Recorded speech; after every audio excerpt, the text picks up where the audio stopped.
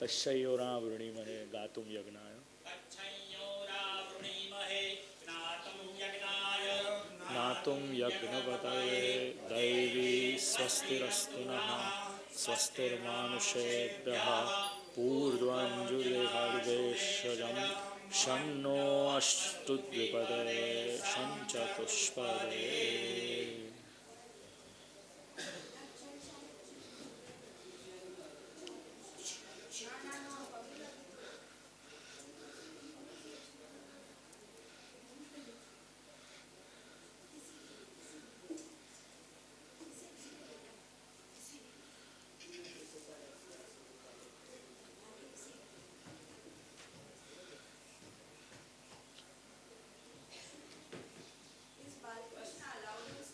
Yeah, let him enjoy. As far as you all are not distracted, I'm fine with it. Wow. You want to sit here, Vidhan? You want to sit here?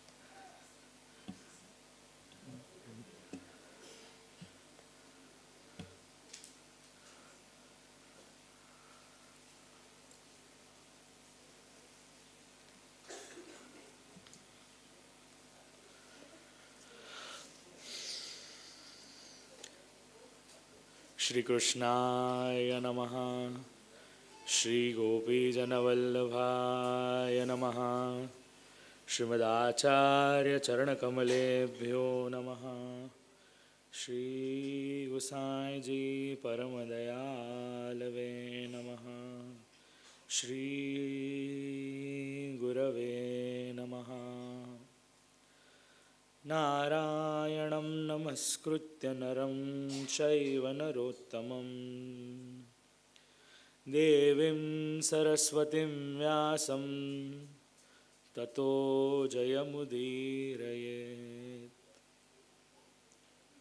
Jaya jaya jaya gopi janavallabha kuvalaya dala sundara nayanadvaya Kuvalayadala sundara nayanadvaya Bhaktarudaya sarasiruha bhrunga hare murare.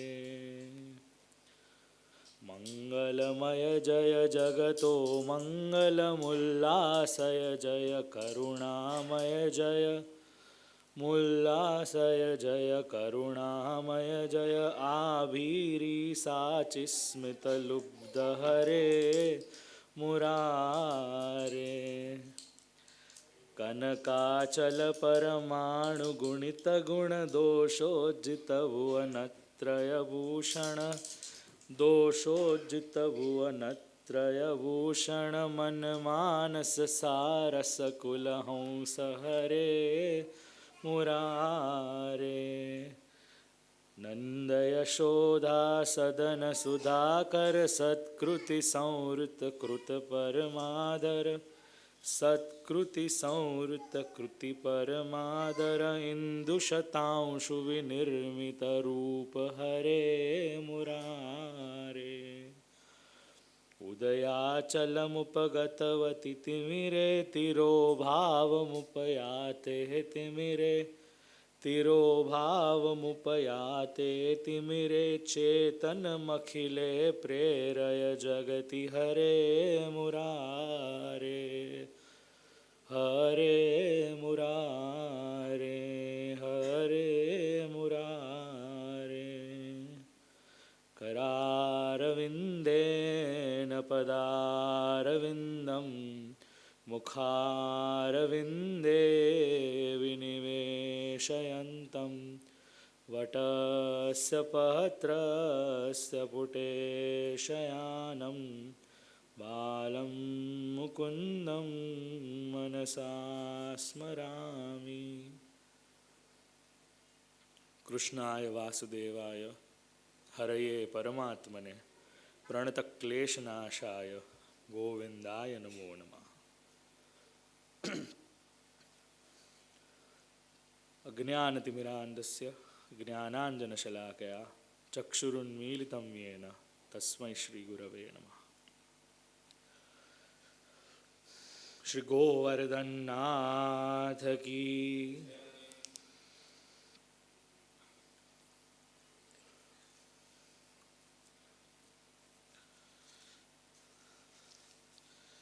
From Vande Bharat Express, we'll now become Duranto again.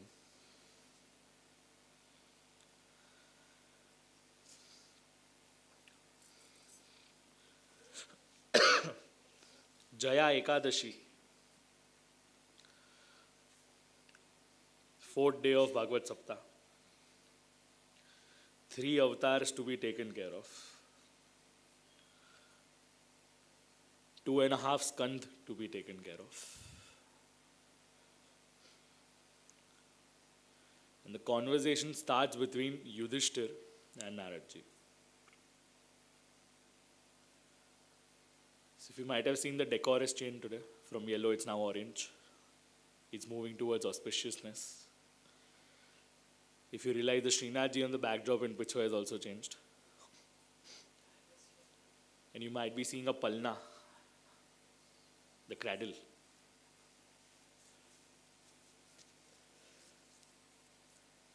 Our job is to reach there.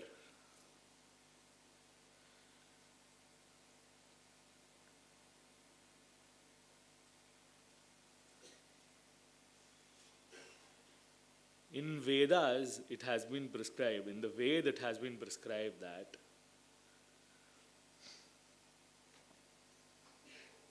Tanme manaha Shiva sankalpamastu.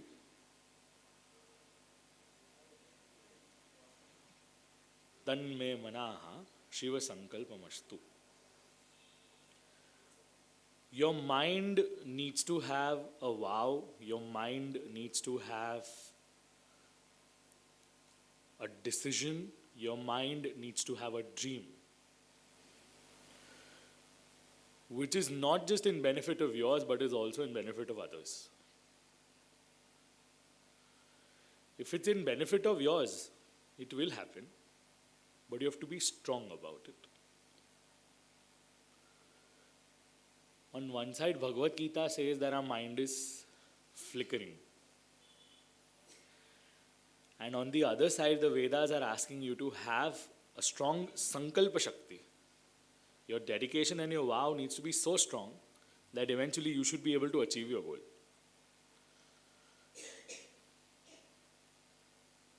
But moving forward, the Vedas also prescribe something like this, that you also have to be a human being. Imagine the vision of Veda which has been written or prescribed or spoken about such ages ago, and that same Veda is asking us to be humans. It says Manurbhava.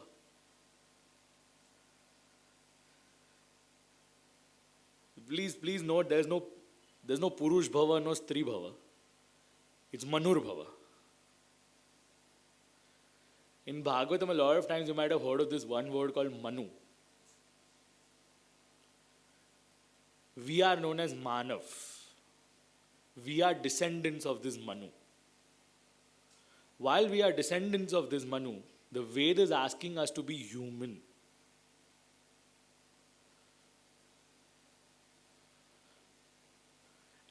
And anyone in this world who feels that I know it all,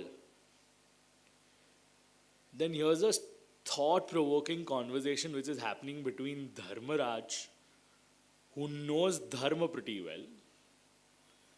Dharmaraj is Yudhishthir.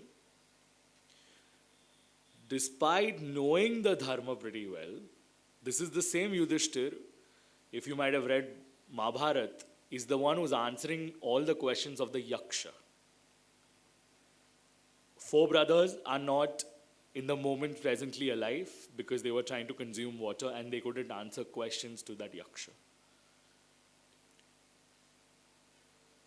Yudhishthir has intellect in him.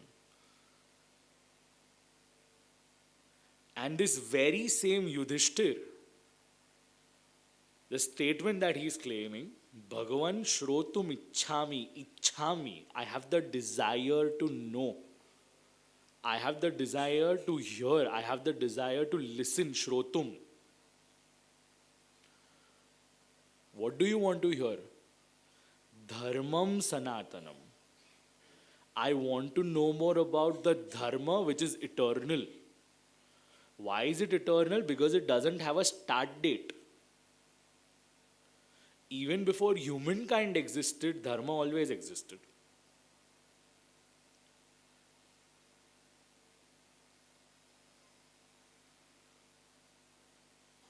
In other words, if you are sitting with your notes, with your notebook and your pen, or with your mobile phones,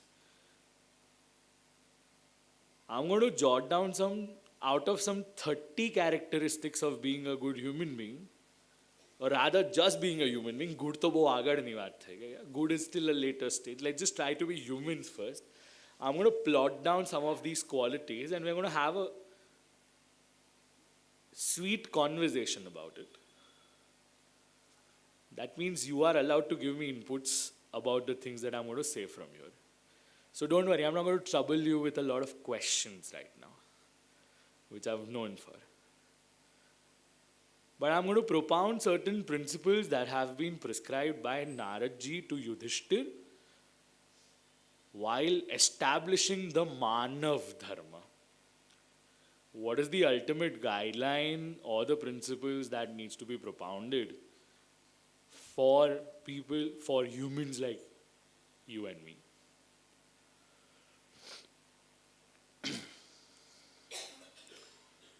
So there are some 30 characteristics. Let's try to explore the first one. This is called hit wicket. When the bowler is trying to bowl you, you don't know what to do. You just go on the backside and you hit the stumps.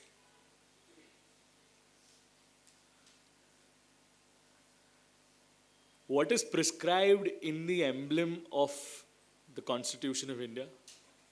Or what is prescribed in the coin that you have in your pocket? Satyam eva jayate. Satyam eva jayate. Truth only triumphs. Only, eva. My mentor during my school days used to say one very good statement in Hindi. सत्य परेशान हो सकता है, पराजित कभी नहीं हो सकता. It can be troubled for sure, but it will never lose. You can take multiple such references in Bhagwatam chapter 9th. You have Harishchandra's adhyay, where they're talking about King Harishchandra. You can get to know about truth from his life cycle as well.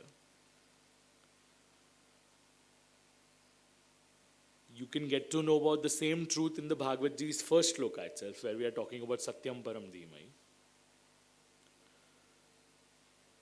I'd like to give you a slightly Westerner's perspective about the truth. One fine day, a sculptor was trying to build a church.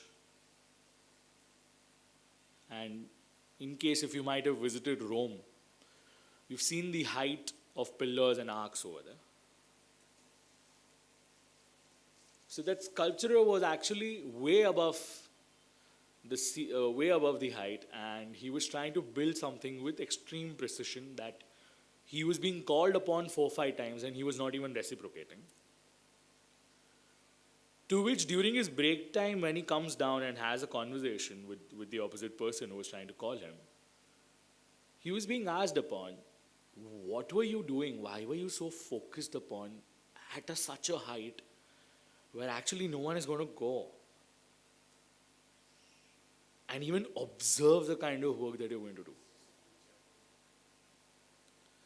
To which the sculptor responded that It's my sculpture. I am responsible for it.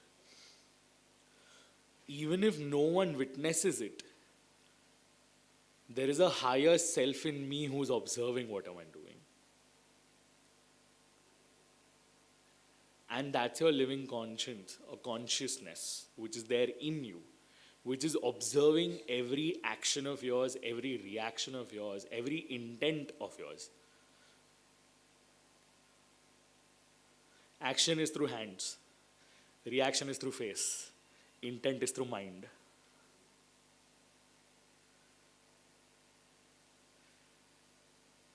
And that's why in Shastras it has been prescribed that if you think you are smart enough to hide something that you have done which is incorrect, there are enough witnesses in the world who are not humans per se.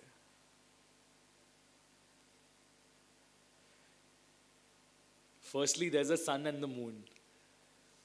The topic ends there. But a smart one will say, but what about a new moon day where there's no moon? And then the last one which is being mentioned is your own conscience.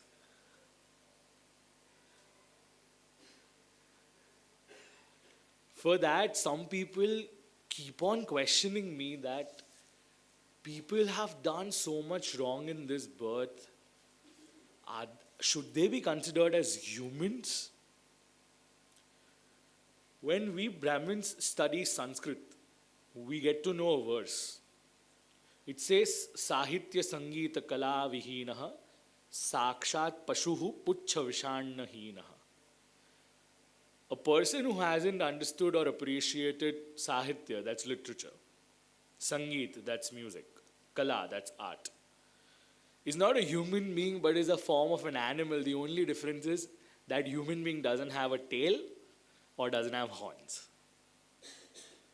Similarly, if a person who has troubled anyone in this world and is trying to live a happy-go lifestyle thinking that I haven't done anything wrong in my ever life, it's people who have got affected because of my actions. When some human being like this is transferring the blame to someone else, let me tell you one thing, that human is not a human, that human is actually an animal. Maybe worse than an animal as well. You need not be classified to have 4 legs or, wings per se to classify as an animal or a bird. Technically saying your conscience is dead.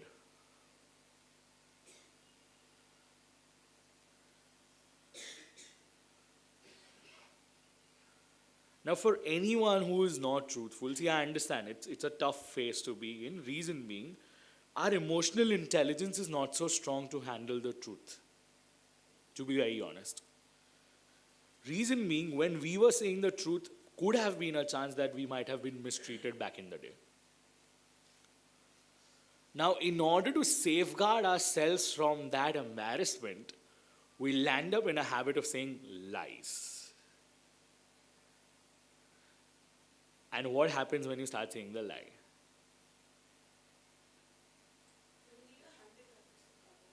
You need a humongous amount of baggage to cover it up. And then your entire life revolves around keeping something secret.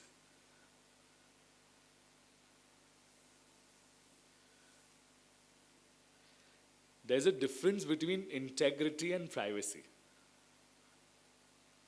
Please don't confuse yourself between having integrity and having privacy.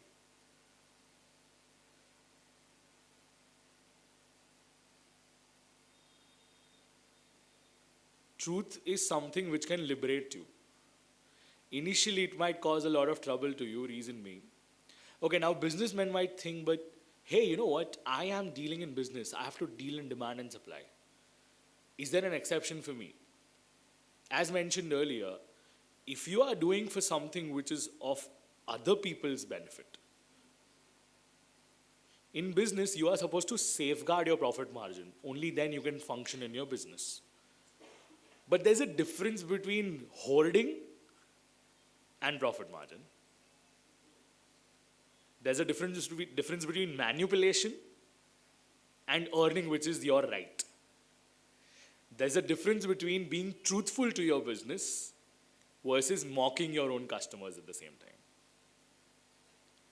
Shastra understands the flexibility of you doing business, and when you safeguard your profit margin, it's all right.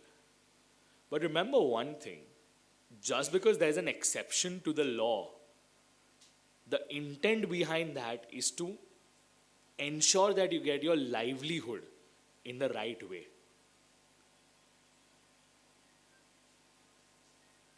And this is what is being taught in ICAI in a chartered accountancy course, or is being taught in an ICSI, a company secretariat course. They have an entire module on corporate governance and business ethics.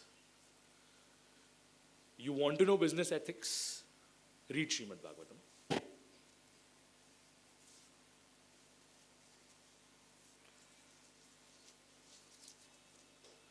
We all know that truth is subjective. But let me tell you one thing, it's fundamental.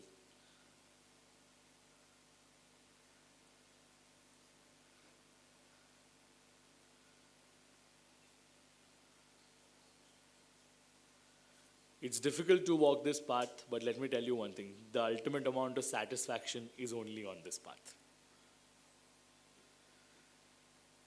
Now you can decide, you want pleasure on the longer run and then misery which is unavoidable versus misery in the short term and peace at the longer run. Intellectual human beings will always invest in the long run. And that's what I've learned from business communities. If you establish any format of business or you are engaged in any form of activity, you're not supposed to do it for a year. Something that keeps you busy for a longer duration of time is considered to be business. So, a short-term gain and a long-term guilt versus a short-term pain and long-term of peace. The choice is yours. That's what the truth is all about. Let's go to the next one, which is called compassion, mercy, or pity. Reason why the entire area is empty, because in case if you're sitting at the last, you can't read the middle portion. That's why everything has been placed at the top. Not that I've kept this area empty so that you can add anything at the later stage. So just bide by me for this thing. How difficult is it to have mercy, compassion, or pity?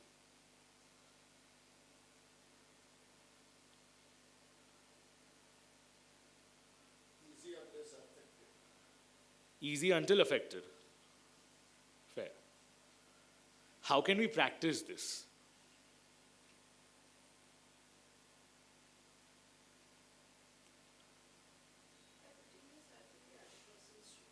Empathy, fantastic, lovely.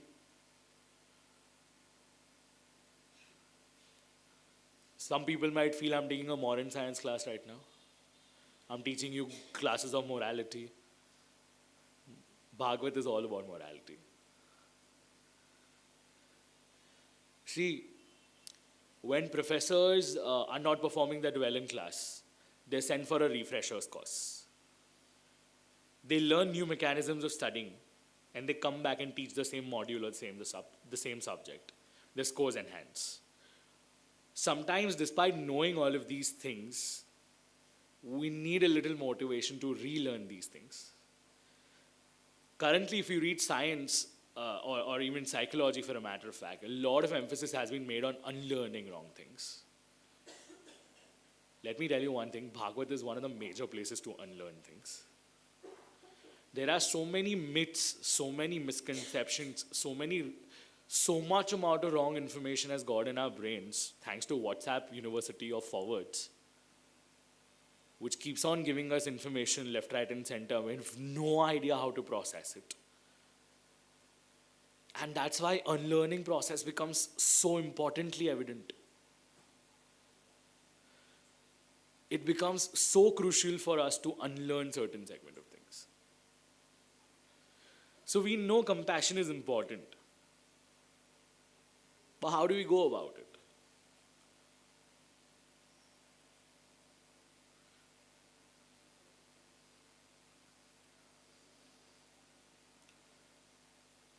Third one is a little touchy as a topic, but I'm going to emphasize on it.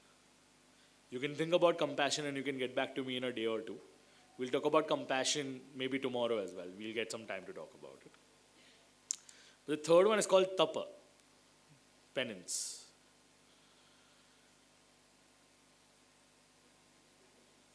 Okay, how many of you have heard of this concept called intermittent fasting? It's a very simple question. It's a yes-no question, so you don't have to take efforts to, do anything. You just have to say a yes or no to me. You know the concept of intermittent fasting. Fantastic. Why is it helpful? Digestion system, cycle becomes regular. What else is there? You feel more energetic. You give only dedicated, stipulated amount of time to your body to process your food. You're only consuming in a certain segment of the hour, etc., etc. So, fair and square done. Intermittent fasting is a very good concept. But how about complete fast?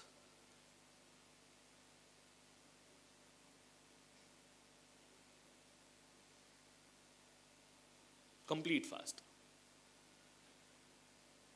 Complete fast refers to no consumption of burger, french fries and everything. I'm not saying complete fast food. I'm saying complete fast. Renunciation of your senses for a day. Actually, I was going to put a burger sign today. A guy eating a burger, but then I was like, let's not do it today. Why do you think fast is essential?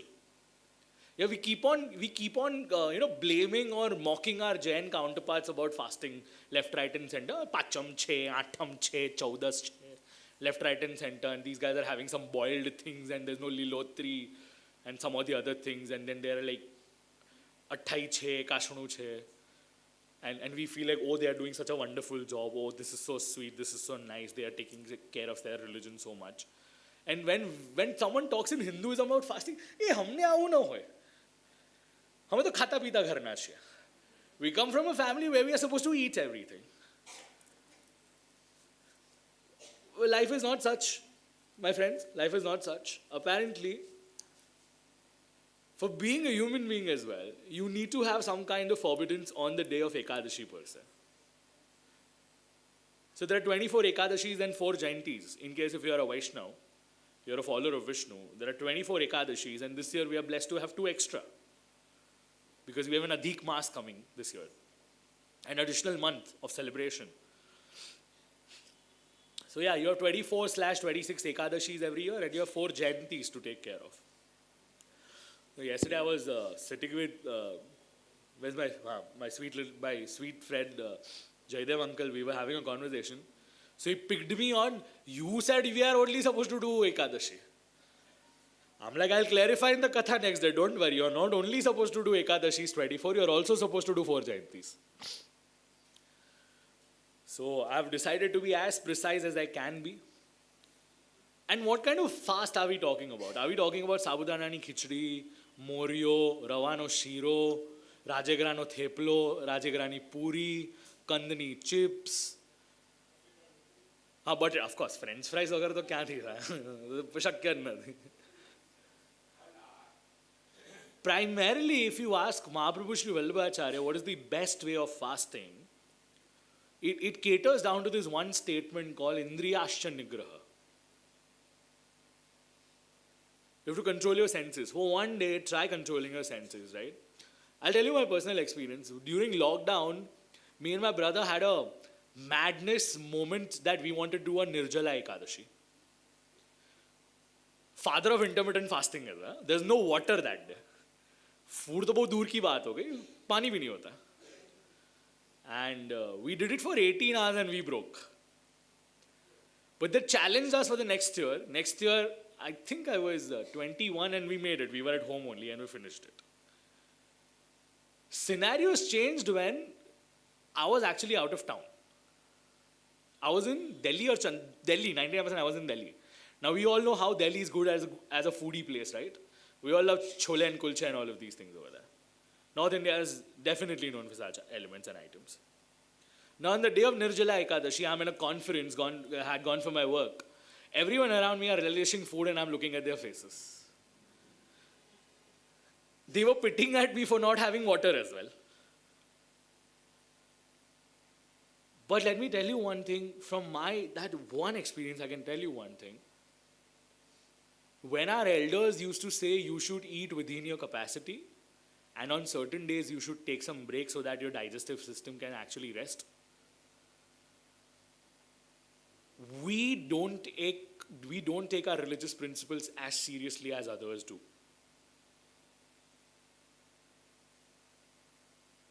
We want to take inspiration from other religions. We want to take inspiration from other places.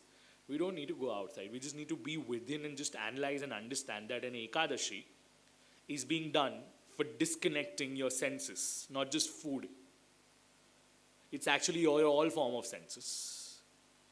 Food is just the central idea because our tongue requires the most amount of nourishment. For one day, if you can't live without music, you'll still pass it through. But if you can't live without food, it's a major problem for all of us. I'm talking inclusive of myself. But the outright best format of doing a tapa is to actually renunciating certain things. That includes doing an upvas on the day of Ekadashi. The ideal most way is not to consume anything. The second most ideal way is to just consume water. The third decent way of doing it is to have only fruits, not farad. Fal ahar. Falasya aharam iti. Fal no ahar levano cha. You're just supposed to consume fruits. And by the way, for any elders sitting over here who feel, oh, he's so horrific right now, he's not understanding that I have sugar and all of these things. Shastra has some understanding for people who cannot execute them as well. It's not some scripture written by some mad human being. Relax. It has compassion enough for the executors as well. I couldn't say this during the introduction session of Shrimad Bhagwatam. At that time as well, even while listening to Bhagwatam, the option is given, you can only consume on ghee, milk, fruits, if not have one-time food, if not have two-time food. But ensure have that kind of food which doesn't let you go outside through your mind while you're sitting in this Katha Mandap.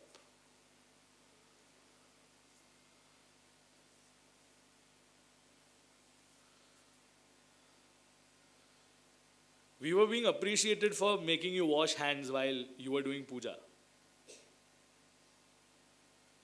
Because cleanliness is one thing and purity is the other thing.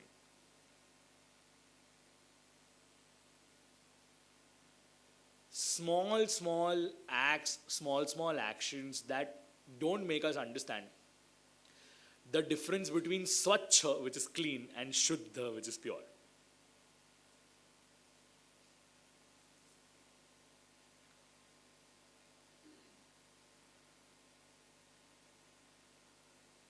And Corona has proved us enough how much of is essential. We Pushtimarg Vaishnavas are mocked by a lot of people. Ketli var hath ko socho. How many times are you keep washing your hands? But we were happy doing it. We were very happy doing it. Because we had a continuous mindset of keeping our hands not just clean but also pure. Back in the days when there were no soaps and detergents, what do you think was being utilized to wash hands?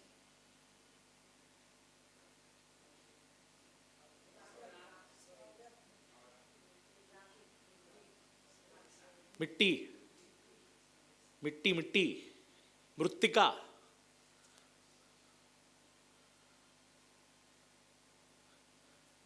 અને શું કરો છો spa કલ્ચરમાં? તમારા શરીરને toxins ક્યાંથી બહાર આવે છે? Irony of life, even the new age men's grooming pieces only have one flavor, charcoal. What is charcoal at the end of the day? Prithvi Tattva. What is mitti? Prithvi Tattva again.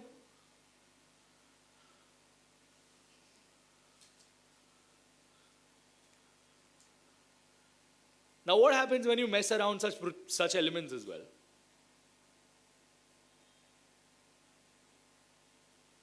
When you add chemical fertilizers to a land, what happens to the land over the period of time?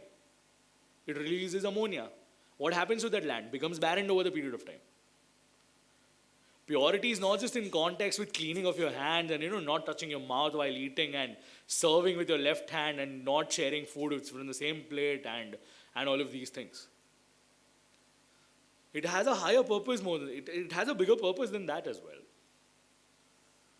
Today, while the budget was being announced, the government of India has decided to help 1 crore farmers for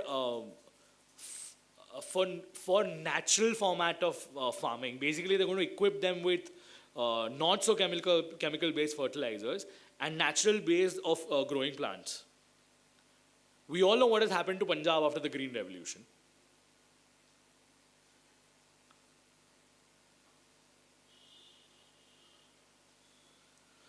Understanding our sentiment, our mindset, our nature, where we are supposed to be, how we are supposed to be, and accordingly behaving in those places is also essential at the same time.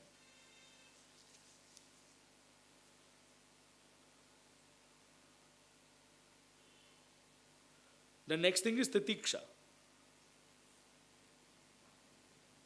You want to learn titiksha, learn it from an army man.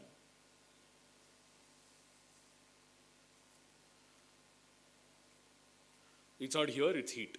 Sorry.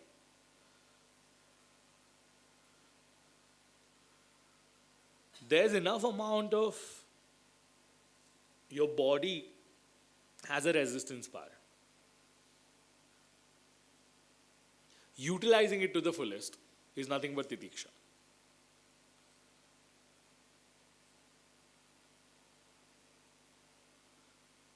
Imagine what happens to you if you don't have the luxury lifestyle.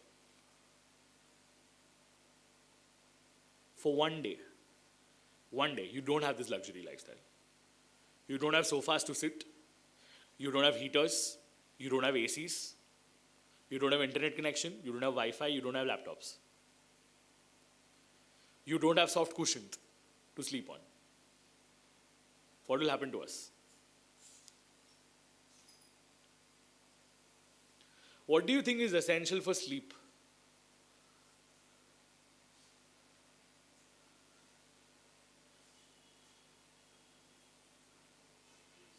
Now there's a question. The question is, what is essential for sleep?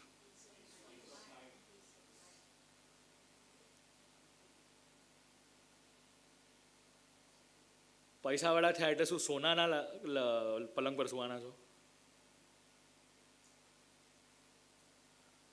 You want to sleep on a gold, bed? Will you be able to sleep on it?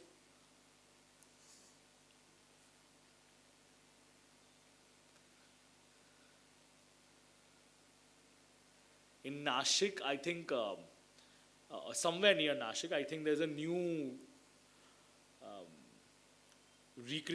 not recreational center, new yogic center that has been developed. It's a combination of Buddhism and Hinduism. It's a pseudo-Buddhism, pseudo-Hinduism kind of a center, wherein they make you sleep on the floor.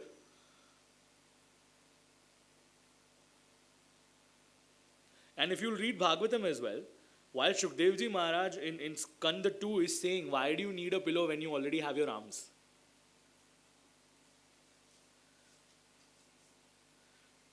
Why do you need utensils when you have your own hands?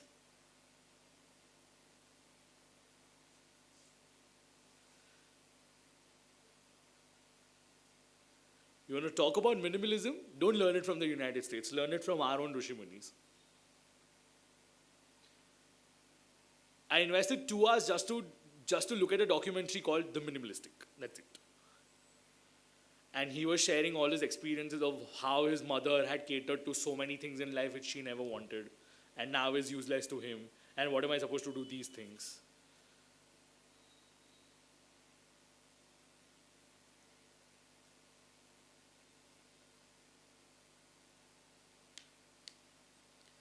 Along with titiksha, it's also essential for us to have something called as iksha.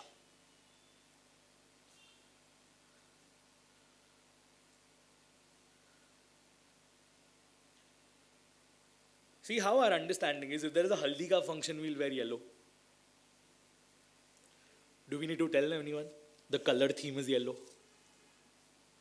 Or it's understood by default. Say something, yes, no. It's understood by default, right? Haldi function means you have to wear yellow. Yeah? How about a reception? You are supposed to be bling. Huh? Some invites might say bling. I had to Google for 45 minutes what the hell is this bling. And then I had to call my friend and understand. He's like, jagmag. I'm like, bro, what a description. What is jagmag? That is bling. I'm like, fair, I'm not coming for this function. I don't have anything jagmag. While there's a death ceremony in our house, we all land up wearing white. While there's a wedding at our house, no one needs to be informed. You will wear the best of the clothes that you have. Similarly for a Bhagwat Saptah as well, you need not be informed separately that you have to adorn yourself in the best format of clothes. But hey, tell me one thing. When we go to Srinathji Nathdwara in the morning for a Mangala Darshan, what are we supposed to wear? Shorts, skirts, jeggings, leggings, jeans.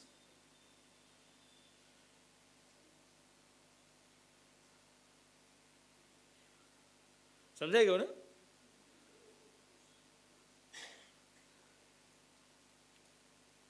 What is appropriate? What is inappropriate? Now tell me one thing. If the chef in your house enters your kitchen without having a bath, would you like it? Who are we to not take a bath and go to Nathdwara temple in Mangala in the morning just to do a Mangala Aarti? Just by brushing our teeth and then running and having that cha and pawa? Have you literally gone to do the darshan or have you gone to eat the pawa? And then our statement comes, ena vagar to motion જ ના આવે.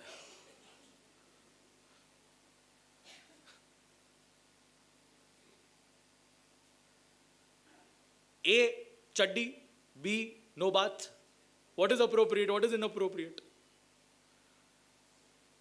And then our Gujarati Sobha comes out. Mane આવું બધું ખબર ન પડે. So ask people like us. We'll tell you what's supposed to be done, what is not supposed to be done. You can hire best of consultants in life to understand where you should invest your money. You can hire consultants and event planners to organize the best kind of events in the world. Can't you hire religious consultants just to learn how to live a life? Or they're just responsible to do puja for you or what?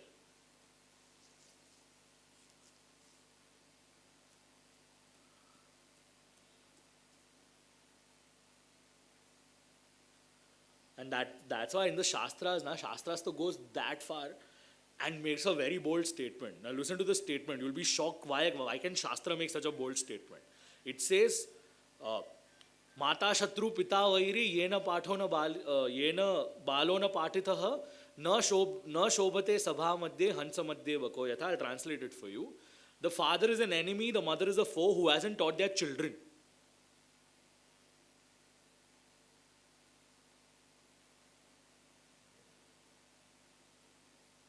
वार्ता पूरी थी गई यहाँ.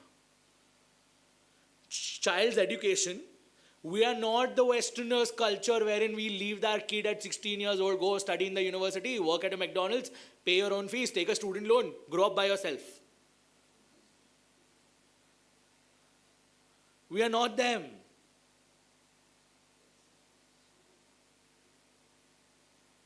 As much as the 16-year-old boy is your friend, still he is your responsibility until unless he's not studied appropriately.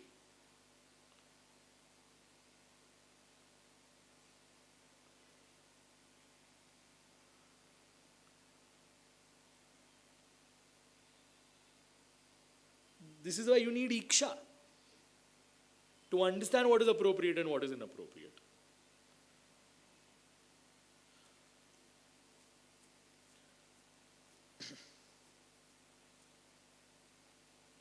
Now suddenly all of us are feeling, this Sanatan Dharma itself is so tough now. But you took it lightly. You took it lightly. We were living in a life of ignorance until we knew such things. And after that as well, if we want to choose ignorance, that's on us.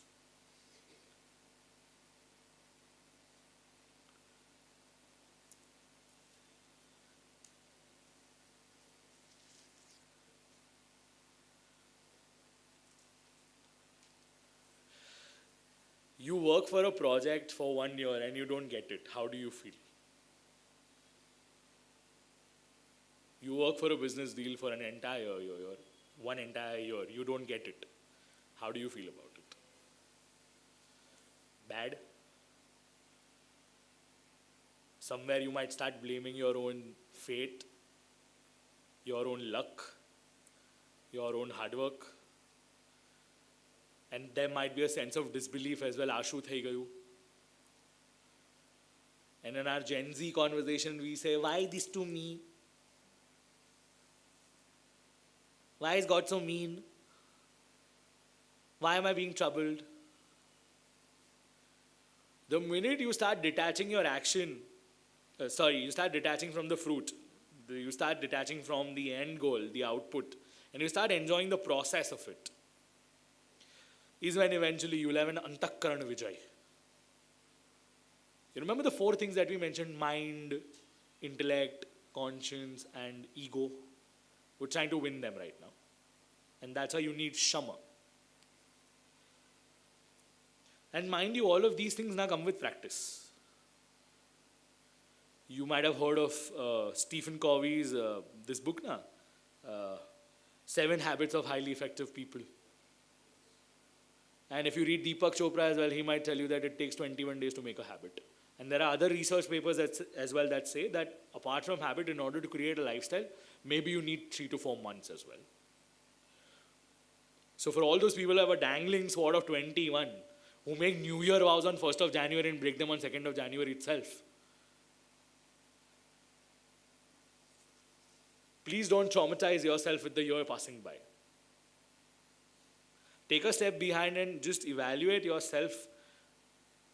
Are you winning your senses or you're losing to your senses? See, I'm not against, neither the Shastra is against feeling emotions. Emotions are good. It makes you feel lighter once you've expressed them. But being enslaved by them, I'm not thinking straight. That is something that needs to be fixed.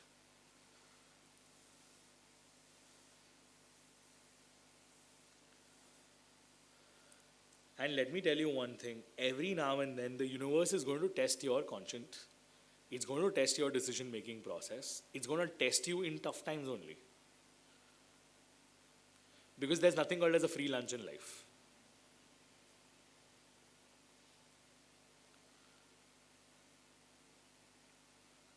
As much as it is essential to enhance yourself internally, it's also essential for us to prepare for the external battles as well.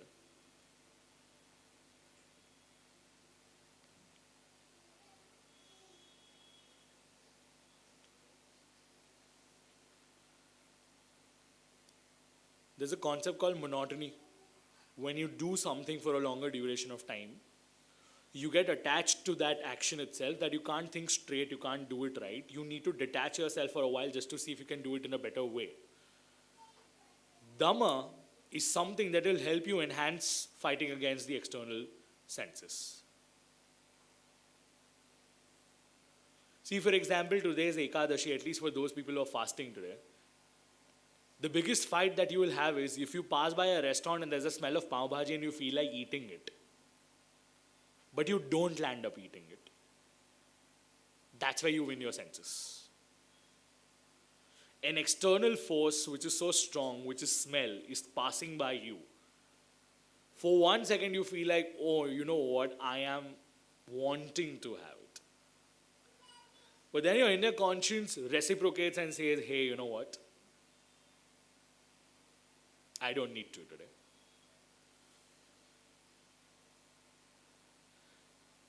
In Sanskrit, it's called dvandva.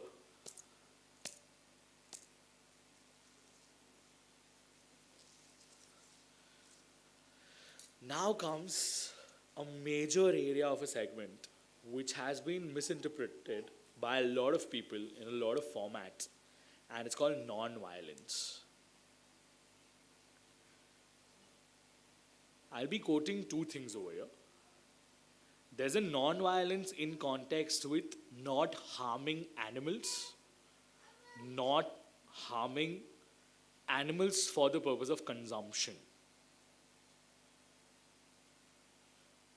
What we eat is what we become.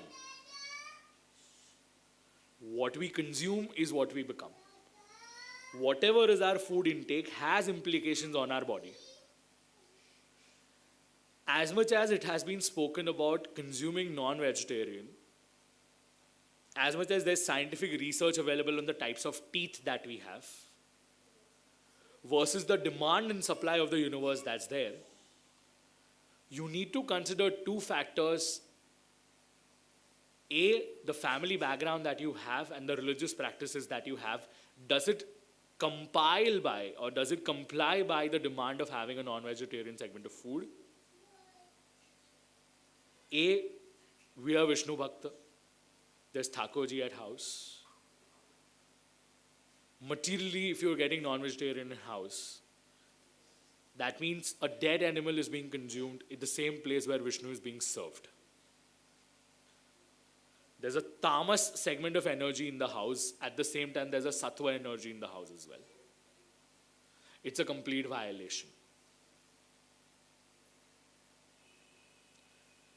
Remember Jad Bharat yesterday? Someone who had a small amount of infatuation at the end of his life in a deer became a deer in the next birth.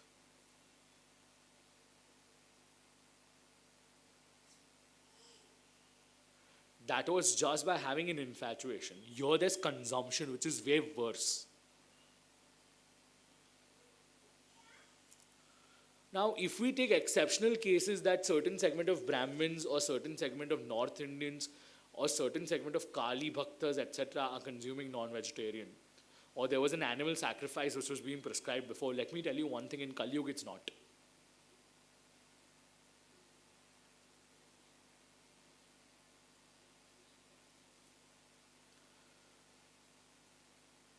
And keeping the thought in mind, whom you are consuming is the kind of energy that's going in your body. Do you really want to afford to have a negative segment of energy going in despite being protein-centric? Why there are not different ways of finding protein or what?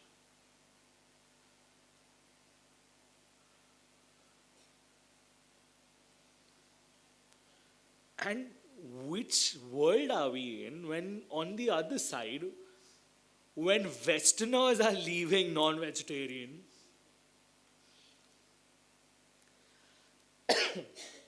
and India is becoming a homeland of KFCs?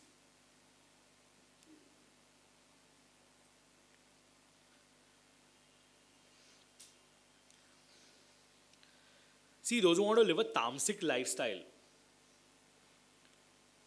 they're always going to be restricted to this pattern of consumption.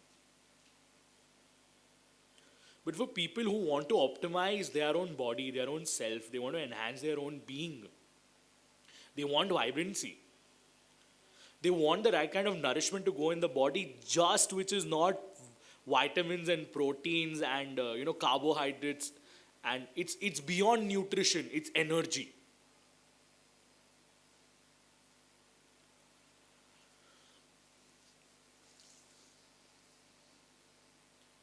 So that's one segment of which, which is in context with consumption of food,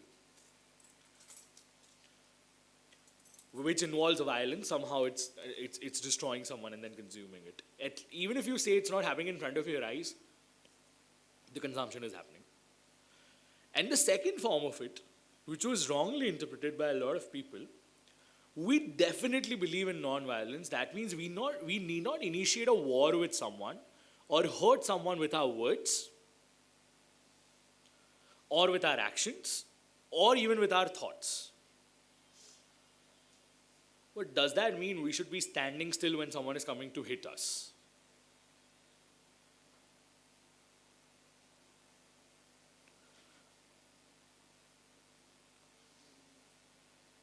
Someone is coming to beat you. Will you stand still? Ahimsa paramo dharma.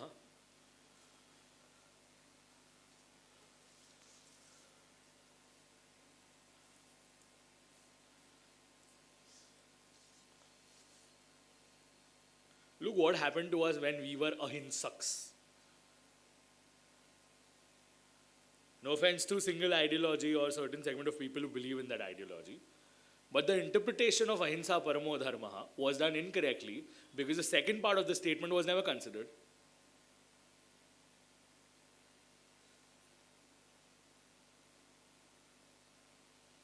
Non-violence is supposed to be practiced to maintain peace, but when someone is trying to attack you,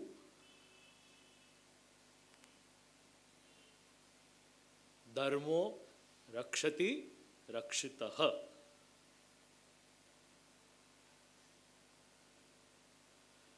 If someone will try to hit your family, what will you do? Sit there, ahimsa paramo dharma. Or you leave it on God at that time, Bhagwan jo ile se aagar jayena. Won't you protect your family? As simple as that. So we should be standing like beggars in front of Pakistan. While they are shooting our soldiermen, we should just stand still like this. No, we believe in international diplomacy. US is someone who should intervene in our process and try to take care between us. It's a matter between two neighbors will take care of it. There's no third party needed over there.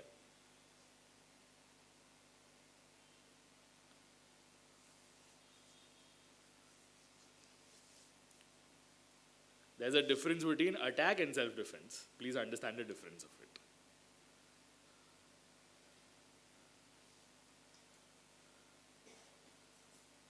I want to talk a little about tyag, sacrifice. What is sacrifice, according to you all?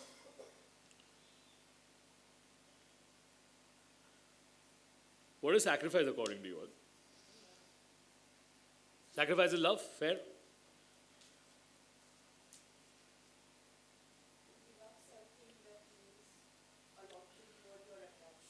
Fantastic, to give up something that means to you, you're attached to, you have some value proposition for that thing.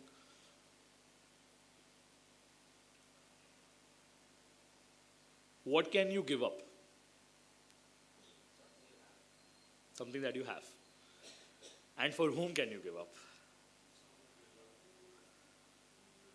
Till what extent can you give up?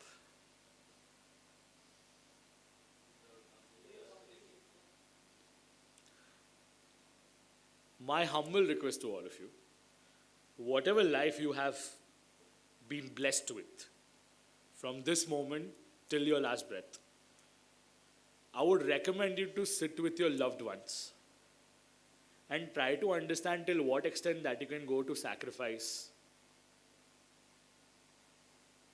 What can you sacrifice? This is one thing that you need to constantly, periodically review. I'll give you an example. Not to brag about it, but my mother sacrificed her career in teaching just to ensure that the child was taken care of.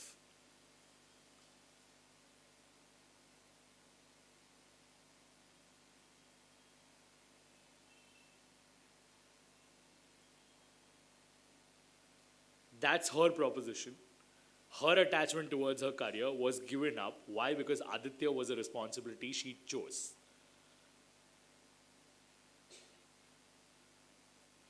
Similarly, a lot of times, people like us, we land up not mentioning such things to our family members.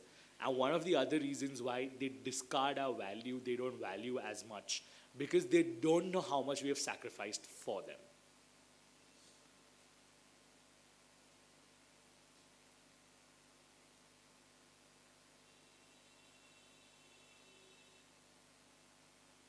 It's not a material sacrifice we might have given up.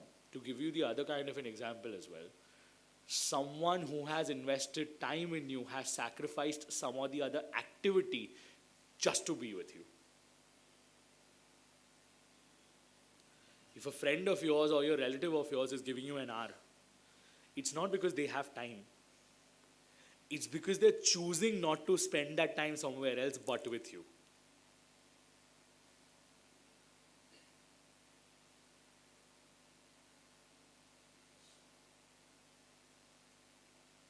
think about it. What is the ultimate thing that you can sacrifice for someone? We'll get one of the answers in today's Saptah as well in some time from now. But these are extremely crucial pointers for us to sit and just evaluate, boss, what kind of a human being am I?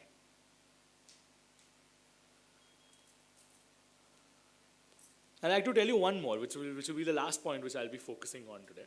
So out of 30, I'm telling you some 11 or 12 of them. I'm going to focus on this topic called as Swadhyay. Swadhyay. It's called self-study. Okay? You can ignore the Gujarati part of it for time being. I'll explain it to you in a simplified way.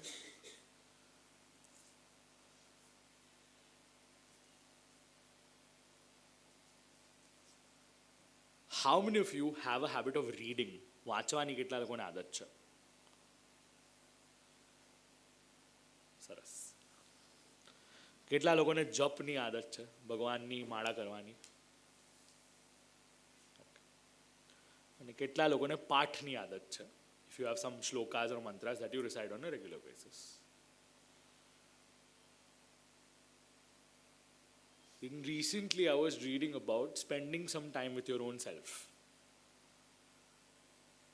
Now, when Brahmins study at the Vedic Pathshala, we've been taught in a different fashion. You know, how are they taught? How did they teach us? They tell us Brahma Muhurte Utthaya. That means you're supposed to wake up in the Brahma Muhurta. You're supposed to do all your adhyatma. That means all your spiritual practices need to happen in the morning. And once your spiritual practices are done, your religious practices are done, you are supposed to dedicate time for studying. What we have learned is, generally before we go to sleep at night, as much as the recent study says that you should be disconnected with your devices at least 30 minutes prior to the sleep. That means lack of Blu-ray, avoid blue screen exposure. That's the first thing that they mention. And the second thing that they mention is try to read before you sleep so that you have positive thoughts before you go to sleep. Now, any form of business coach or any form of coach will have their own logic of justifying as to how should you live and how you should not live. But the Sanatan Dharma prescribes you one format, and that is investing your time, the precious time in the morning slot, to learn certain things, even if you are at your age which is near to death.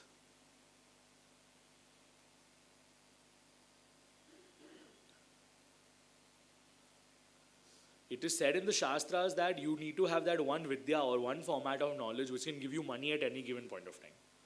That means you can be hired as a consultant, as a research expert, just for advisory because of your experience and expertise in that one field. But apart from that as well, these novice questions about your own self. Who am I? Where am I from? What is this? What is the purpose of my life?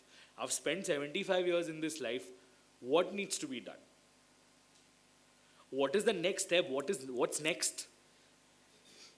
This urge of question that instead of spending your time in endless debates about which government is better or which politician is better, about which principle of philosophy is better, you can rather invest your time in reading scriptures, reading different perspectives,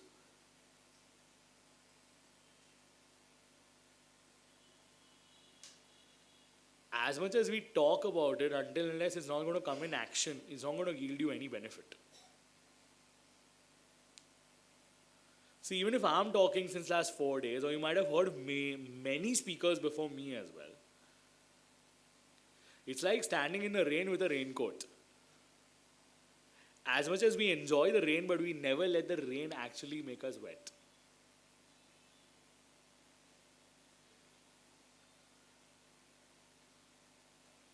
So spending your time with your own self, see, look at the ecosystem in the Bharatvarsh. The extended culture is also there in Muscat and UAE for a matter of fact, right? Because the roots are very strong. The connection is deep-rooted in the Indian subcontinent.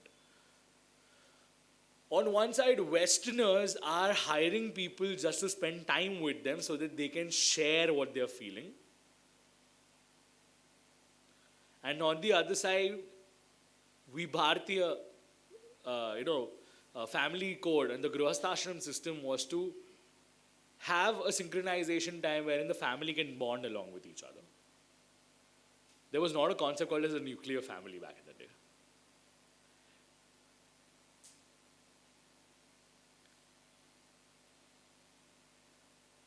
We stay in a city which is commercially so advanced that you can't afford to have so many people in one house. That's the reason you separate it. But with distance also comes miscommunication.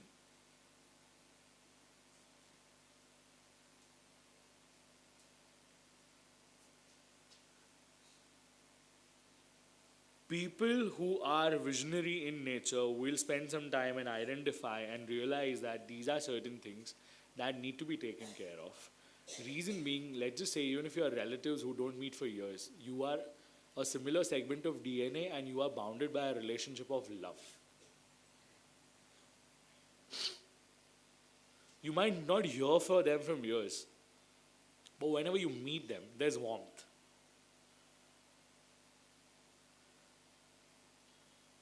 And as much as it is said in the English literature that keep your friends closer but keep your enemies even closer, just be careful that these relatives only don't turn out to be your enemies.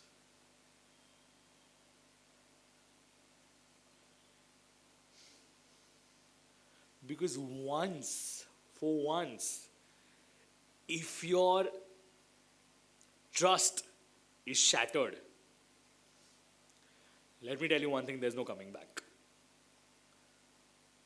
But for people who are aligned with themselves, who have spent enough time with themselves, even if bad happens to them, they just embrace it and move on in life. And this is only possible when you have self-study.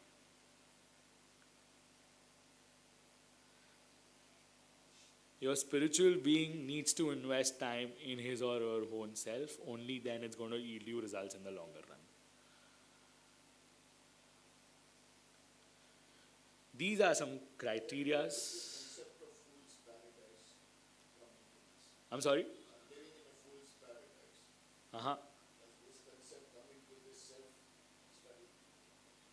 I have to research more about it because I am not sure of what's that all about. But yeah, in Gujarati we call it Jhanjwana Jad. It's like you going in a desert and you realize that the water is close, so you continuously walk in that direction, and once you reach that destination, you realize there's no water there.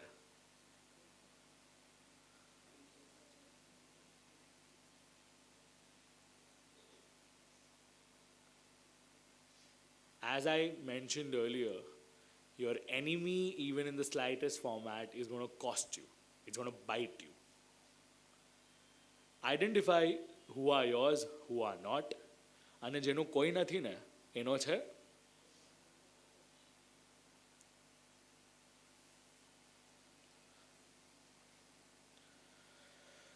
બીજી એક request. You know what can self-study teach you? One fine day, there was a renowned public speaker. He was addressing a crowd of 10,000 people in one shot. He decided to have a backdrop which is white in color with a small black dot in the middle. And he was asking the crowd that, what do you see? What do you think the crowd's response was? Out of those 10,000 people, there was not even a single person who said there's a backdrop. Everyone only focused on the black dot. Please help me understand the moral of the story. Look at the larger picture. Focus on the negatives or don't focus on the negatives? Fair.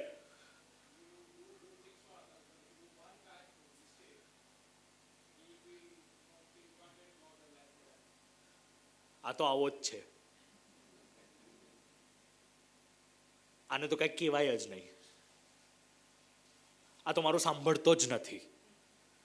The three of the most common statements in Gujarati that every household has these days, especially for the generation to their generation below. Now, please, please, please look at this. How many years have you invested in just talking about Loka Prapancha? We've only focused on people's flaws and the things that they have been doing in their life. Mind your own business sometimes. The amount of time that you invest in thinking about others and their flaws and the mistakes that they have, why don't you try focusing on improvising your own self and your own personality, for a matter of fact?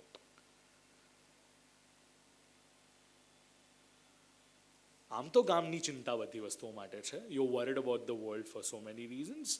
Why don't you try dropping it for once and try focusing on yourself and do the Swadhyay for once?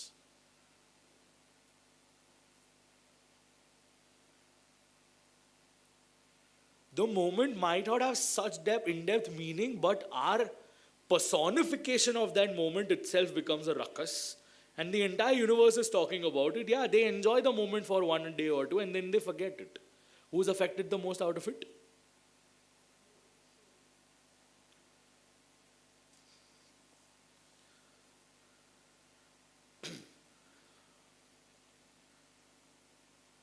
Similarly, Shastra has also prescribed certain rules and regulations for each and every varna. Now see, these varnas, we think the caste system was developed by the Britishers. Let me tell you one thing, the caste system was actually developed by Lord.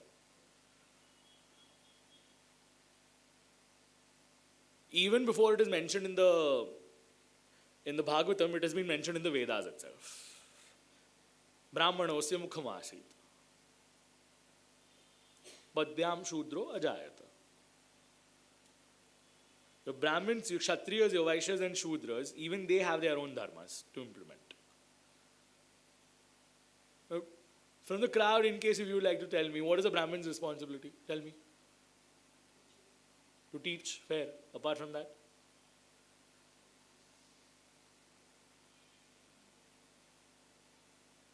A Brahmin is responsible for 6 things. To study and to teach. To perform the yagna and to ensure the other people also do the yagna. And the 4th and the 5th and the 6th, to accept donations and to donate at the same time. A lot of people have this perception that Brahmins are only responsible for accepting donations. આ લેના bank નથી, આ દેના bank પણ છે. Because donation is the methodology of purifying your own wealth.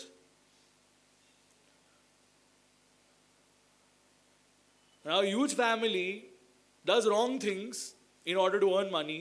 A Brahmins go and get a Lakshmi Pujan done at their house. They get some dakshina. How will they purify their wealth?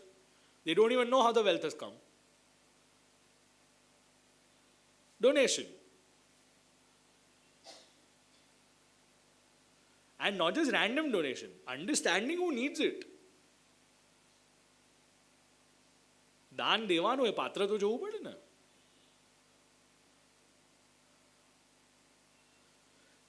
Similarly, Kshatriya's responsibility was to take care of the society, protect the society, taking care of warfare, taking care of politics. Vaishya's responsibility was to take care of business.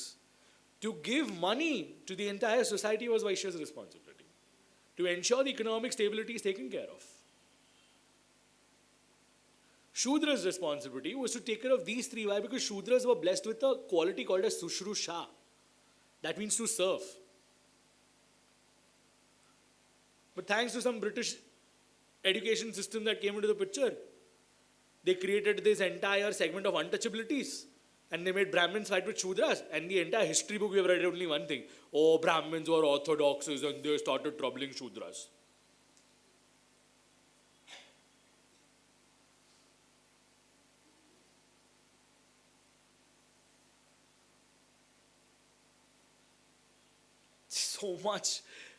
So much of a propaganda has been there. There's so much amount of dirt in the system. You won't need one Aditya. You need thousands and lakhs of such Adityas to come and tell you that, boss, this is the right thing. And even if there are Adityas to tell you that thing, now I'm not sure if your brain is ready to accept such things.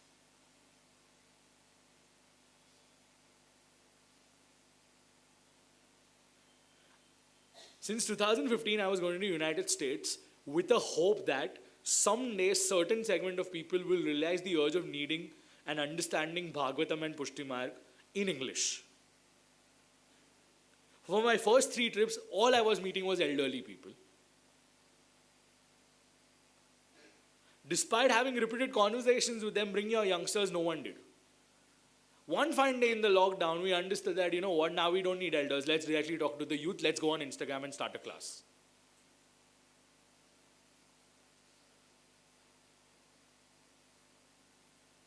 Yeah, corporates teach you direct marketing. You find your target audience, you communicate with them in their language, and that's when they start talking to you. Let me tell you one thing, the next generation is so inquisitive and they're so intellectually stronger. If we guide them in the right direction, dharma takshe. And tamara karta to vadhare saro takshe.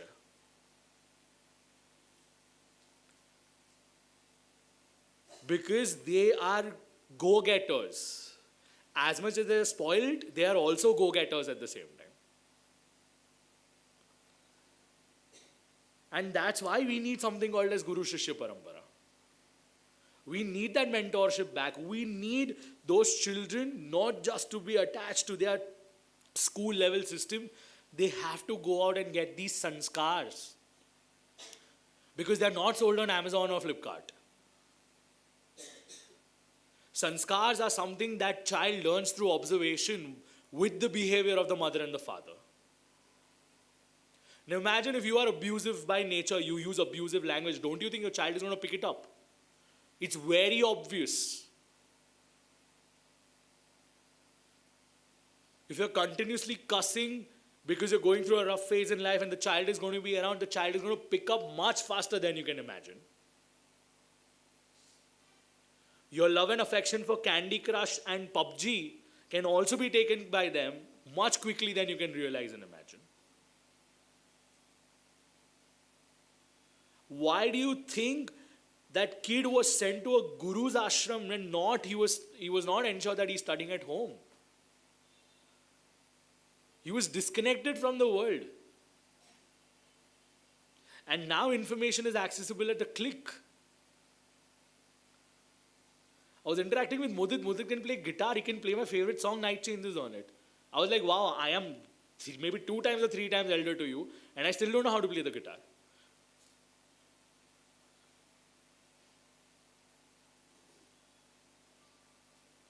Yeah, so there is talent. So as much as you want to give them the Western way of growing and learning, because English is the medium of communication these days, doesn't mean that the spiritual growth can also be stopped at the same time. I like my younger generation not just to be the ones who will be singing carols, but they should also be the one reciting Ya Kundendu Tusharaharada Vala. They should also be the one reciting Vakratunda Mahakaya Surya Koti Samaprabha. They should also be the one praying Adityasya Namaskaram Ye Kurvanti Dine. They should also be the one reciting Shantakaram Bhujagashanam Padmanabham Suresham.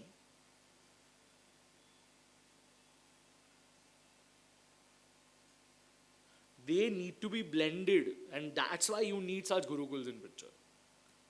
Gurukul is not just meant for someone who's studying Shastras and goes to the Shastra. You need Guru Parampara basically. Gujarati mein tamil kehte soti vage something something, vidya ave something something. Sorry, I don't know those terms there, but you get the context of it. શું છે? ચમચમ ચમચમ સોટી વાગે. અચ્છા, અને વિદ્યા આવે રમઝમ. અચ્છા, ગજબ છે આ તો. હવે તો કોઈ ટીચર હાથ ઉચકે ને એના પર પોલીસ કમ્પ્લેન થઈ જાય. તો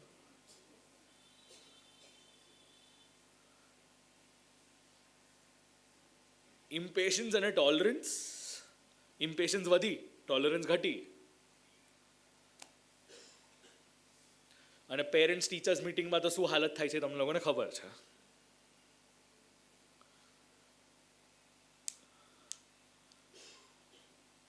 Why Vanaprastha was essential Vanaprastha was essential because grandmothers and grandfathers were the one teaching their children, grandchildren to be precise.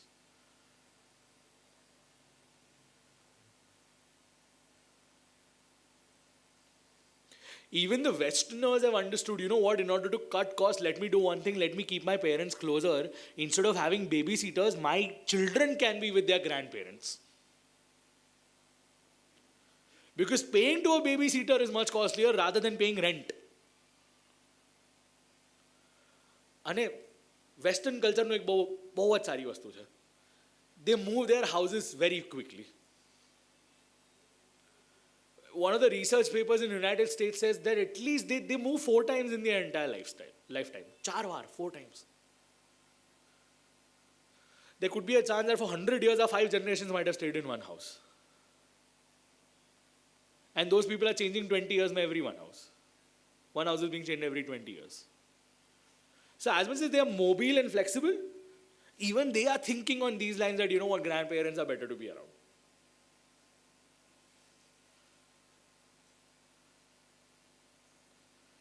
You need Vanaprastha, you need those elders to come and teach you.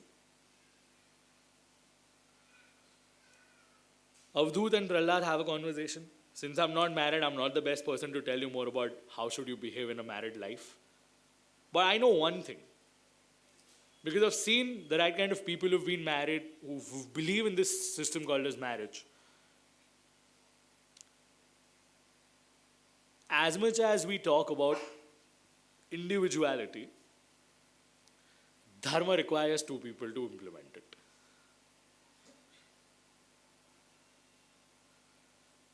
And primarily, this responsibility goes on the side of the women more than the men.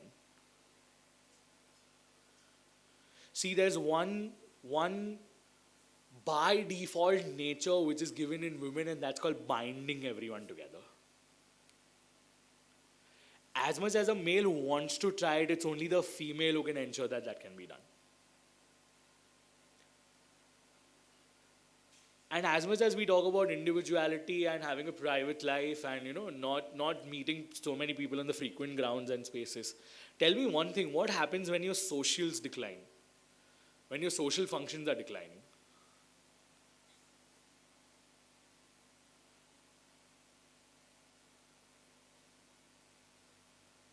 Look at the number of times your family can gather in an Indian festival system versus a US-based festival system.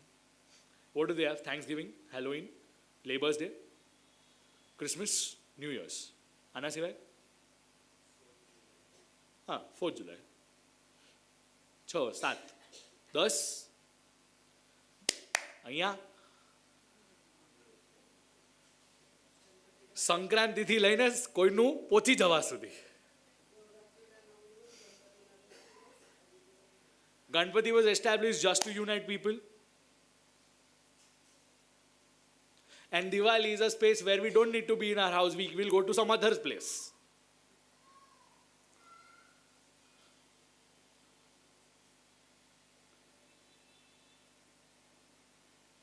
But that's what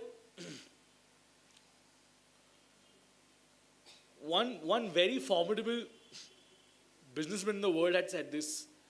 You want to run fast, you walk alone. You want speed, you go alone. But if you want to go long, you need to have someone in your life. We're blessed to see 50 years of completion of marriages, 60 years of completion of marriages. There are so many cute couples on Instagram which are celebrating some 70 years of their celebration. They're 90 and the husband is 99 and wife is 95 or 94 or 80 maybe. And they're having conversations around what is the secret sauce behind your happy life? And it dumbs down to only 2 things. A, communicate what you expect, and B, don't have outrageous expenses which will start troubling you. Life is too short to be unhappy.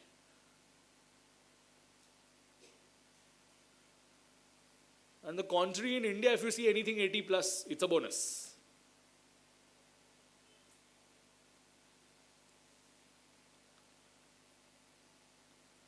Well, I'll talk about it once I'm married, so let's move forward in life.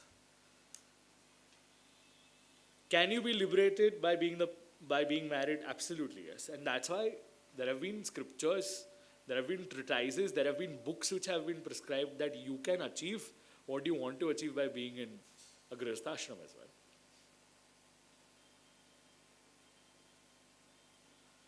Naradji talks about his previous birth. That's how we conclude Skanda 7. Now we enter Skand 8, which is a little more chilled as an adhyay, which is a little more chilled as a Skand. Reason being, there are a lot of stories that you already know in this. So it starts with Manu and his Manus and the various forms of Manus. And eventually, it leads to a story of an elephant who is enjoying in a lake with his family, and it happens so that a crocodile comes and grabs the elephant from the feet. More than a crocodile, it's an alligator. If you want to know more about what kind of trees are there, what kind of flowers are there, what kind of fragrances are there, what's the beauty of Bharat, you should read the subchapter 2 of the 8th canto. It will tell you how beautiful our land is. It will tell you how beautiful Bharat as a place is.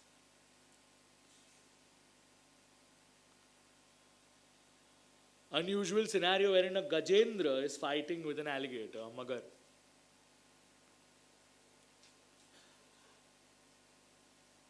And it's happening for a good amount of years. Pulling each other. But you know the beauty about this elephant? When the elephant realizes that, you know what, I'm not going to make it, without any expectations, the Gajendra starts extolling whom is a question mark.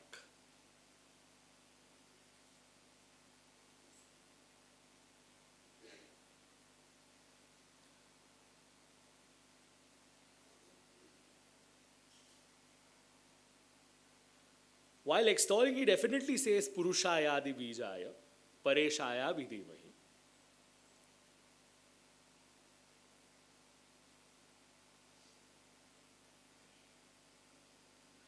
But nowhere, though in the translation you might read Lord's name, but nowhere directly Gajendra is mentioning Lord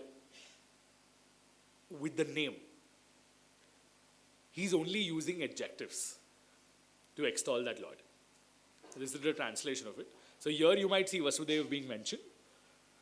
However, in the original verse, Vasudev as a term is not directly there. Is not evidently there.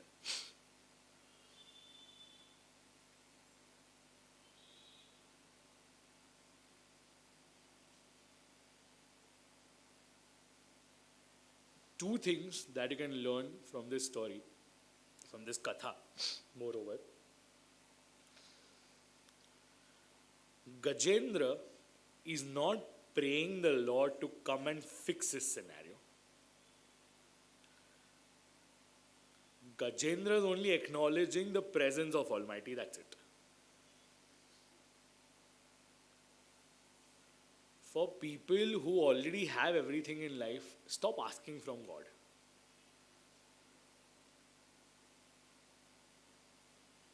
Stop troubling Him in your trivial matters in life.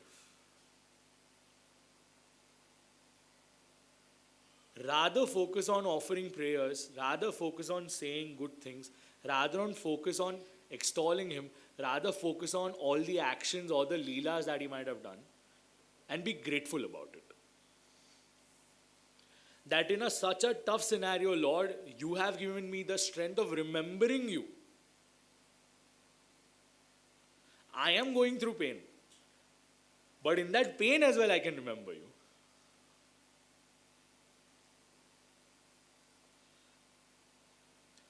And despite having the lotus in the trunk, now the elephant is getting down. And eventually, along with the Garud, comes the Sarvavyapi Vishnu, comes Hari.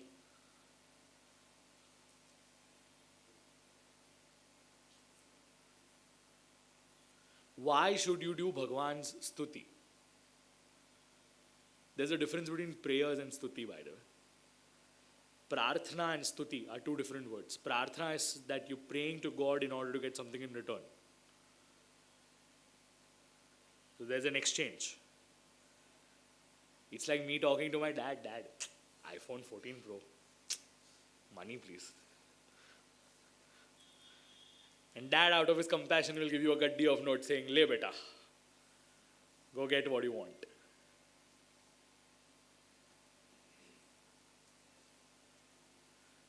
So you want something, you praise them, you get something in return, you feel happy, that's prarthana. Stuti is more selfless.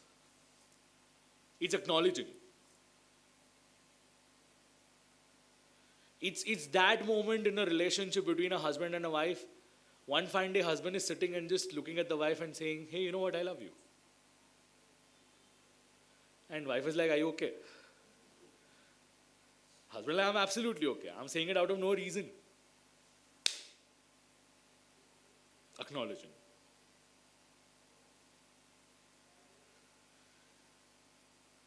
बेचारा पुरुष होने की तकलीफ बोले तो है तकलीफ न बोले तो है तकलीफ. If they confess it, what do you want? If they don't confess it, you don't just say anything. जवान हो क्या बेचारा है?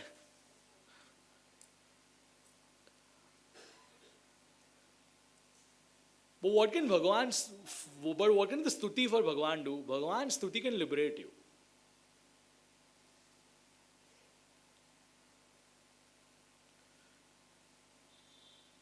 That's what you say in Yamunashtakam as well. Stutin tava karotika. Kamalajasa patni priya. Harer yadanu sevaya. Bhavati saukhyama mokshataha.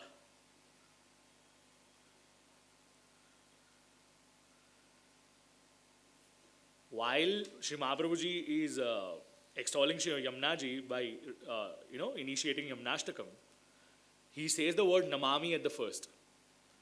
When you don't read the literal translation of it, but when you read the explanatory notes of what does Namami stand for, Sri Mahaprabhuji is claiming that as a jiva, as a soul, you can only offer obeisance, you can only do a pranam, you can't do anything else. આપણામાં સામર્થ્ય નથી કે આપણે કંઈ વધારે કરી શકીએ.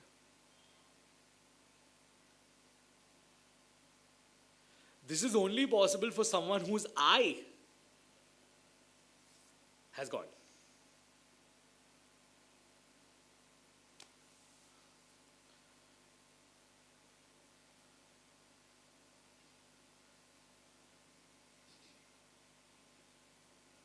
The Lord comes, ensures that Gajendra has been liberated. Even the alligator is liberated. Lord uses the Sudarshan Chakra and eventually takes care of it.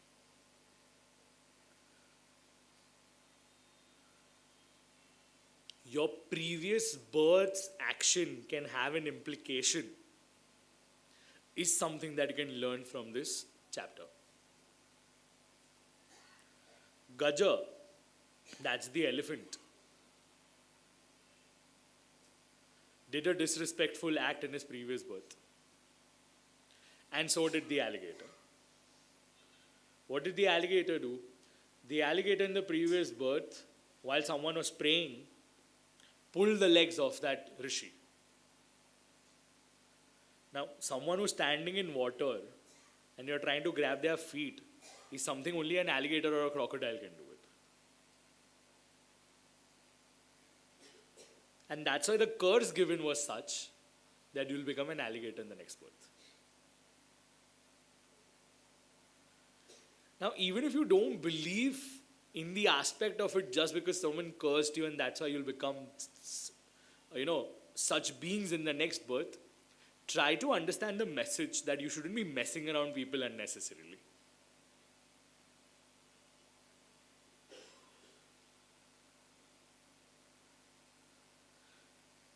So, both of them get liberated. The next chapter, the next set of chapters, is something that you guys have studied in detail. And that is called Samudra Manthan.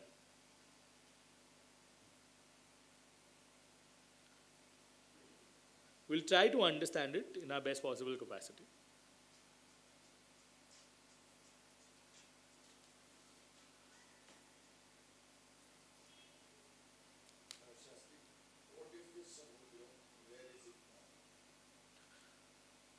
I know the first part, I don't know the second part.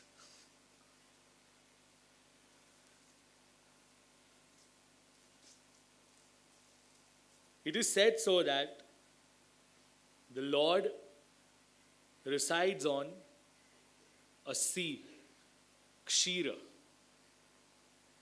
Sagar. In Shastras, there have been multiple such seas prescribed. Some are of water, some are of milk, some are of some other elements. It happened so that there was a sage called Durvasa. If you might have been acquainted with TV series and serials, you might know that Durvasa is generally depicted as a very angry rishi. Now, sage Durvasa one day had received Shri Mahalakshmi Mataji's mala as a prasad. And sages are for other people's benevolence. Thinking about that, sage Durvasa decided that, you know what, Indra should get this. What will I do of this wealth? Let it go to Indra. It will do prosperity in the heaven. Indra, when he receives the mala, he doesn't respect it. He gives that mala to Airavat. Airavat is the elephant. Indra drives on an elephant. So Indra's vehicle is Airavat. Airavat takes that mala, moves it, smashes it on the floor, and moves on. Durvasa Muni realizes that this is not something that you should have done. What is the learning that we get over here? Whenever we go to Nathdwara, or even when we are at our house, we get prasad of Srinathji, or any Thakurji, or any Devata. We are no one to disrespect it. Manushya Yoni is here. Pitru Yoni is here. Deva Yoni is here. We are no one to insult our ancestors. We are no one to disrespect our gods and goddesses. See, go to any Vallabhkul Acharya's house. In the evening time slot when a Shayan Darshan is done, there's a practice in their houses that the Malaji, which has been offered to Thakurji, will come to them. They will stand up. They will do their hands like these. They'll receive the Malaji. They'll apply it on their eyes, their head, their heart, and then they'll put it on the side. The same action is also done for any form of prasadam or the bida that is being offered to the Lord. This itself is a learning curve for all of us as well. That a prasadam that comes to our house, that was Mahalakshmi Mataji's prasadi mala. That the prasadi mala was not being respected in the right way. Because of which Durvasa said that, you know what, Indra, your devatas are going to lose the swarg.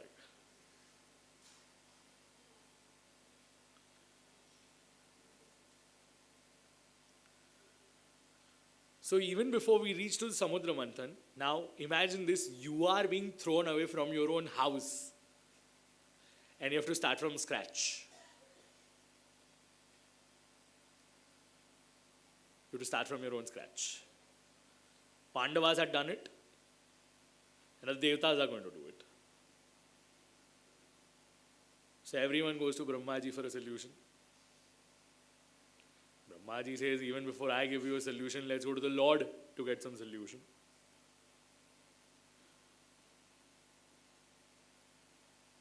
So they all go to the Lord.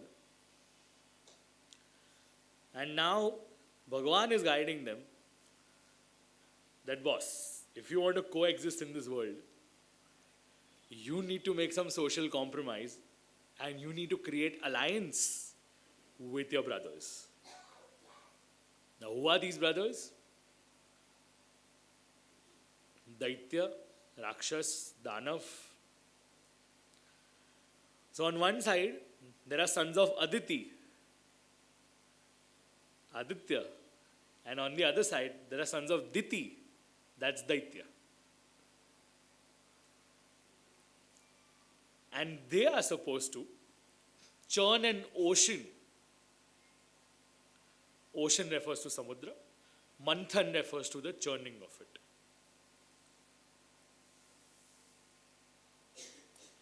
If you want to learn negotiation skills, this is your adhyay for it.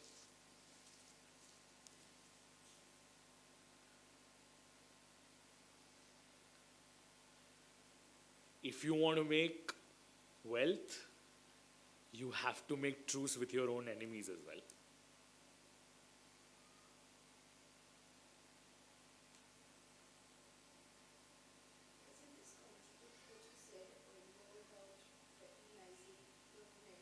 Your enemies refers to competition. Yeah. So if ADAG group has to come out of a jam, they have to sell it to Adani to protect themselves.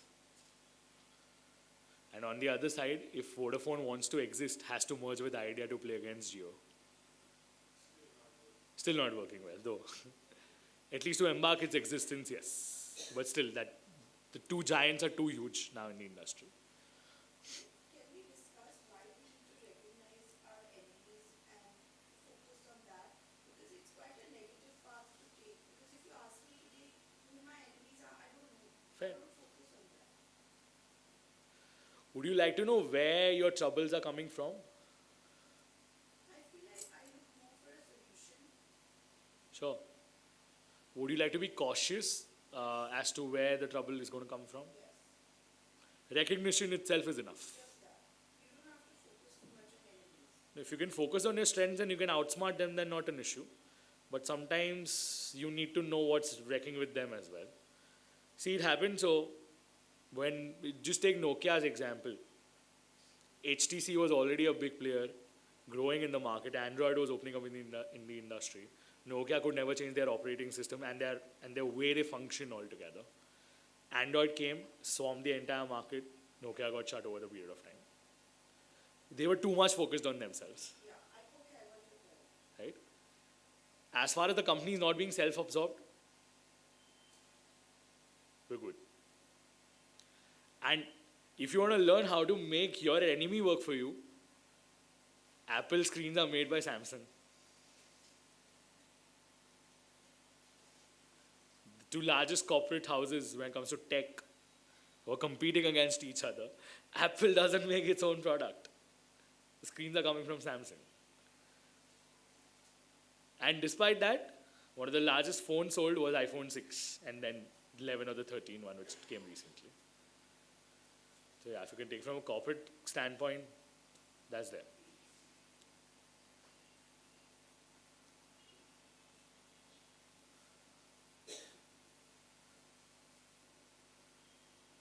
So if you want to learn social negotiations, this is what you need. I have a question, and you may choose not to answer this as well. You can just acknowledge it with your Indian nod, like this or this, whichever you're comfortable with. Catering to all of you all.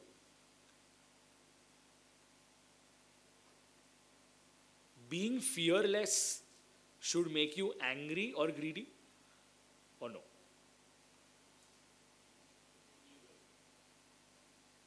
Being fearless, should it make you angry or should it make you greedy?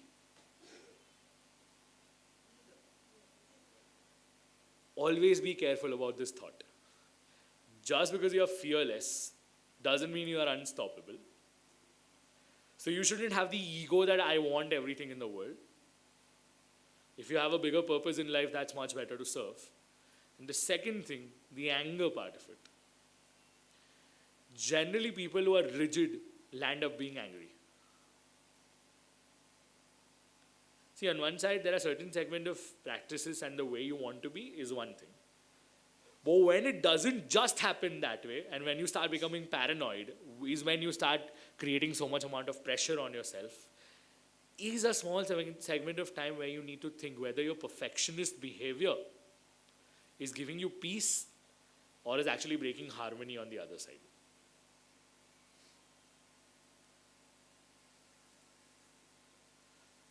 So, there's an Indian cricket team example. Sehwag was a very short-tempered cricketer when it comes to beating on the field.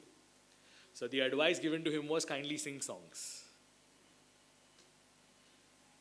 And now people became such a fan of him that the wicketkeeper of Pakistan team used to say, "Ye wala suna do na Kishore Kumar ka."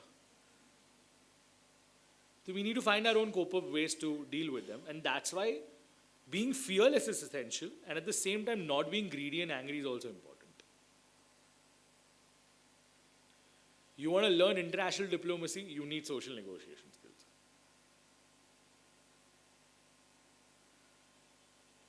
And that's why Niti Shastra becomes extremely important. So many Nitis are there, so many. Vidur is there, Chanakya is there. Chanakya Niti is primarily, though people say that it's a little centric towards some strata of the society, but certain principles which are there in Kautilya's Arthashastra are just beyond. It's like a mandate for any political science student who's going to be a diplomat in the future should absolutely read them.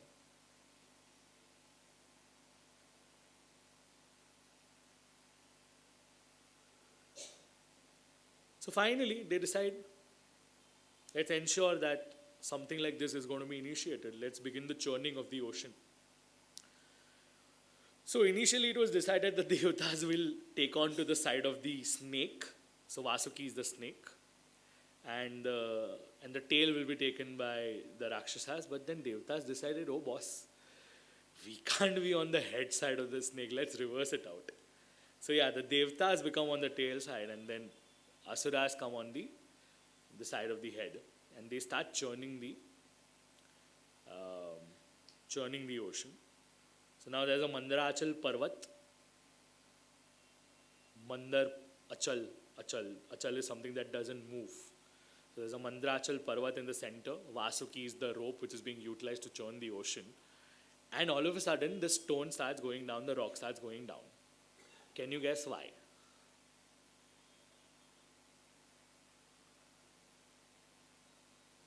The churning of the ocean has started. The conversation between the two parties was that we are trying to find Amrit and we'll partake it. And now while they have started churning of the ocean, the Parvat actually goes in the water. No base to support? No. They didn't remember Ganeshji before they started any work.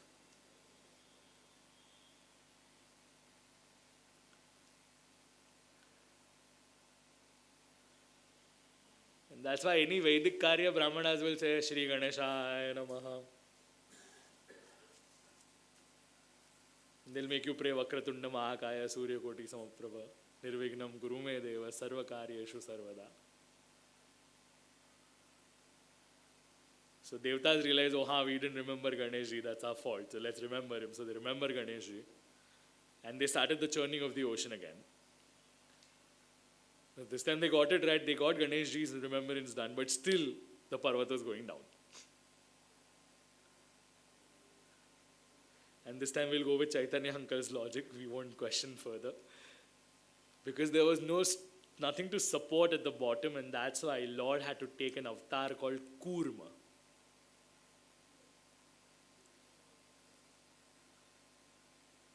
See, you all know the story, it's not like you don't know the story. But you're still peacefully, patiently listening to all the explanation that I'm giving to you. I'm testing your patience and at the same time you're enjoying this conversation as well.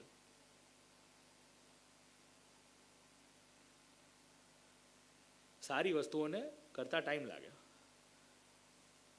But initially, while you do anything, you are going to face a lot of problems. And similar segment of problem. So Kurma, the format of a tortoise. Keshava Rupa Kachapa Rupam. Keshava Druta Kachapa Rupam Jaya Jagadish Hare. The Jayadev is the Kavi, the poet. he has confined the entire Dashavatar in a stuti, in a stotra, which is called Jaidev Ashtapadi. And for this it will be Dashavatar Valipadi.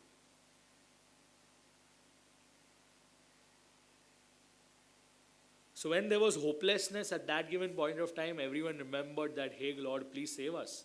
And that's where Kurma Avatar happens. Please note, still Matsya Avatar hasn't taken place. After Yagnavaraha, Narsimha took place, and now we are at Kurma. In the meanwhile, we had other avatars as well, like Pruthu was an avatar, Rishabdev was an avatar, etc. And mind you, the weight of Mandarachal Parvat is way more than Girirajji, by the way.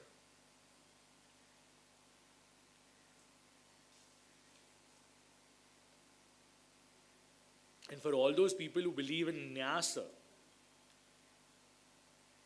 how do we do Kurma Avatar? Or how do we remember Kurma? While you do a pujan of Kalash, they make you do a mudra like this. And then they make you say Vam Varunaya Nama 8 times. Varunam Sthapayami.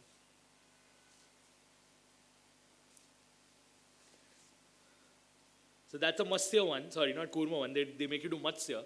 And then if you're supposed to do a Kurma as well, they make you do like this. With your Hasta Mudras itself, there are so many avatars that you can do. This is the beauty about and the science behind doing all the mudras.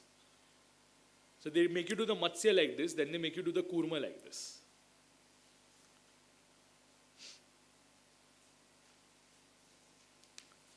While the churning is happening, halahal wish comes out. The poison is coming out even before nectar. Oh, I'm tired of this today.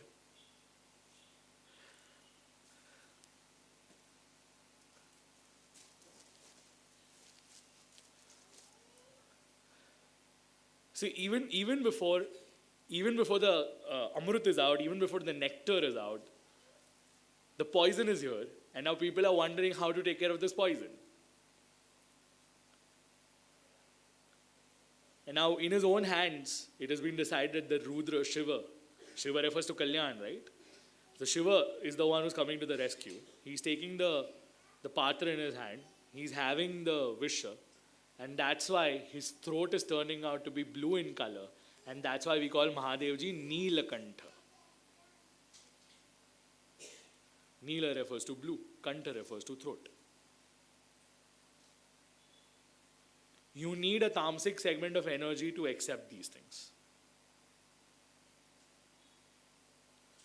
And it was said that certain droplets actually came down in the ocean.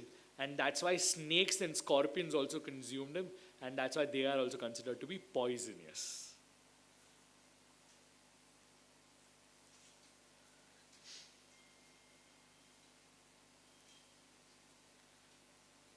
Whenever you do hard work, it's going to give you results in some or the other format. And this is one of the major messages that we get to learn from Samudra Manthan Leela.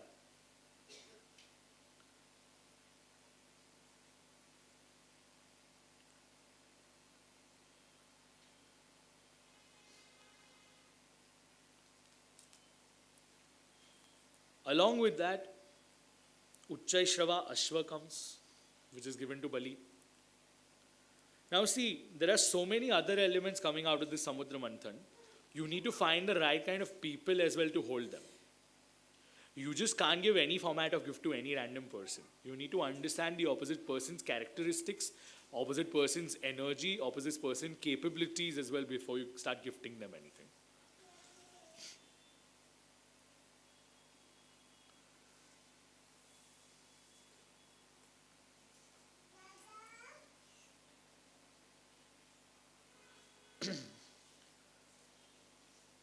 There's an Airavat Hathi coming again.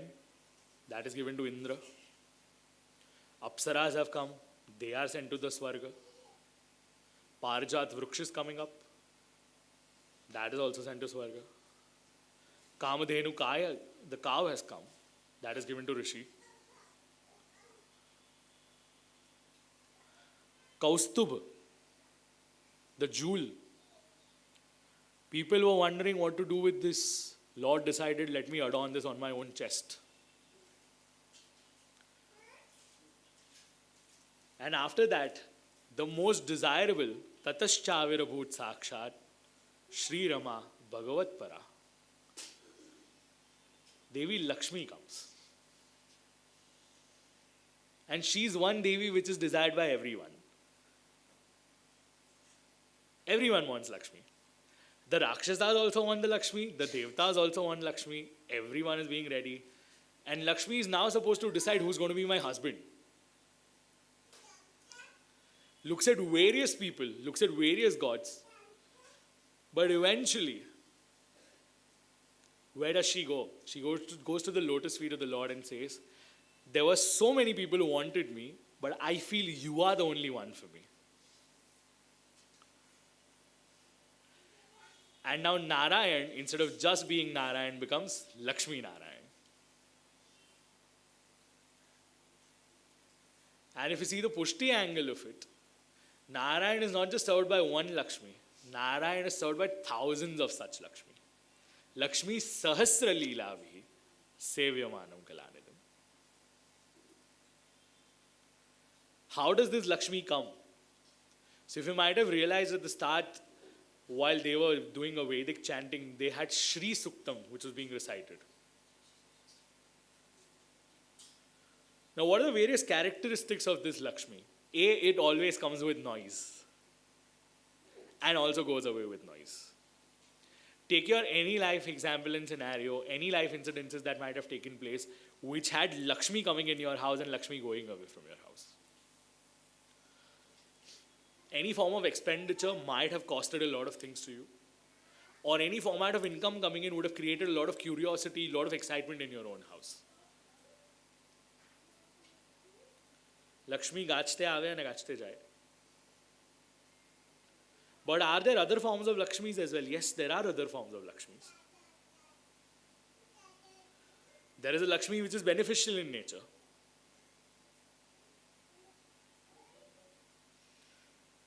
What kind of a Lakshmi are you desiring for? You want a Lakshmi that can be stationed in your house. Sthira Lakshmi Siddhyartham.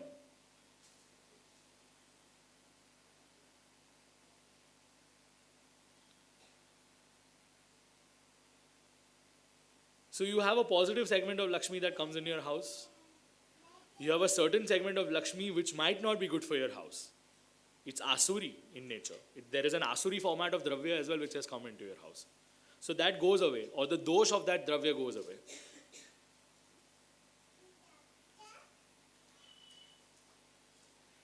Nowhere, if you read Shri Suktam, nowhere the Shastra is saying don't desire Lakshmi.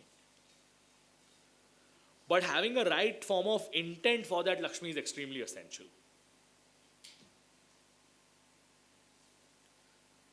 No one is stopping you from doing an Artha Purushartha. Perform your Artha Purushartha. But ensure that you are utilizing this Lakshmi in the right form as well.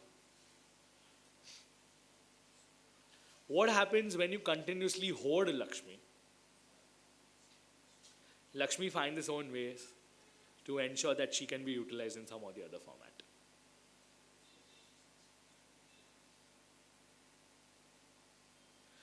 Lakshmi ભગવાનની સેવા માટે છે. As much as we talk about enjoying our senses, enjoying our life with the same form of Lakshmi, Lakshmi's responsibility, Lakshmi's role is not just limited to enjoyment. And that's why there's a difference between Dhana and Lakshmi. Lakshmi has a more spiritual backing behind it.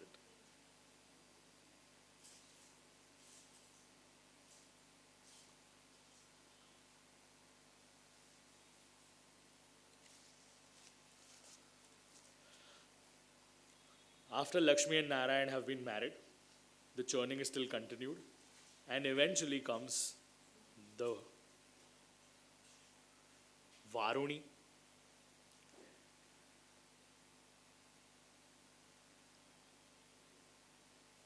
And as much as people are excited to have this Varuni, the Varuni was given away to the Rakshasas, the Danavas. Then comes Dhanvantari with a kalash in his hand. Madura. It's alcohol. So the Danavas consume it, and eventually comes the last product, the last element, something that everyone longed for, and the nectar which made everyone immortal. As soon as the nectar came, even before the Devtas could capture it, the Daityas actually got it. Padaro, padaro. Padaro.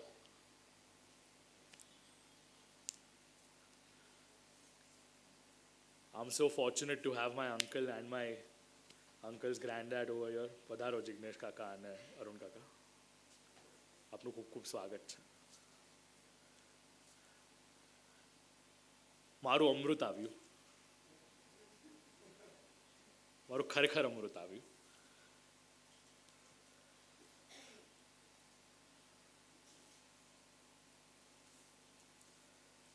See, it's a blessing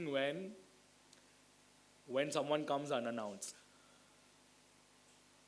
because this invitation has come from him, and in order to bless me they are here. Apart from their love for Bhagwat Ji and the family relations that we have and the grace that they have on the other family, that's all secondary in nature. But for me, my elders have come to bless me. So I'm really happy that they are here. આપને બેઉને મારા પ્રણામ છે, and thank you so much for coming down. So Amrut is here, and now Devtas have taken away this Amrut. And they all are wondering, oh, this is not, Devtas are not getting this Amrut, Danavas have taken this Amrut, and they are wondering what will happen next. And as it was mentioned earlier, Mohinya Mohayan Striya, someone who's going to grab your attention, and you'll just keep on looking at her, not even realizing what's happening around you. And that's where Bhagavan Shri Vishnu takes an avatar called Mohini.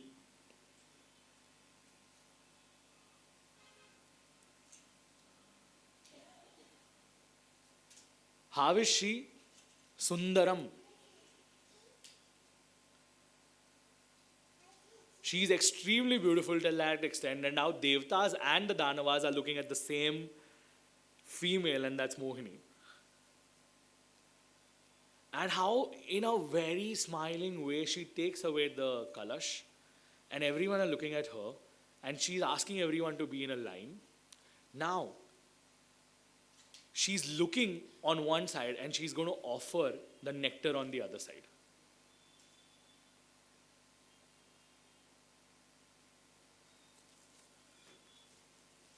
Jue kaik ane kare kaik. But why is Mohini doing this? It's only for the protection of everyone. And it happens so that if you study the other Purans, you will realize, between the Devtas,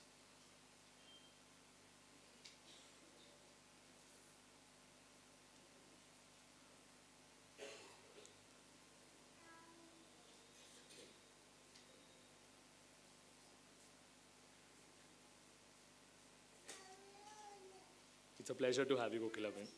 Please.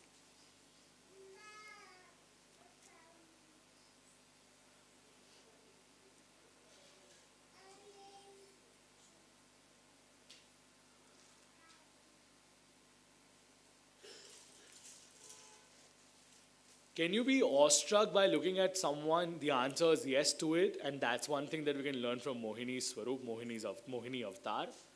That the Danavas also couldn't remember anything, and that's why they gave up on the nectar that they had only stolen from the Devtas.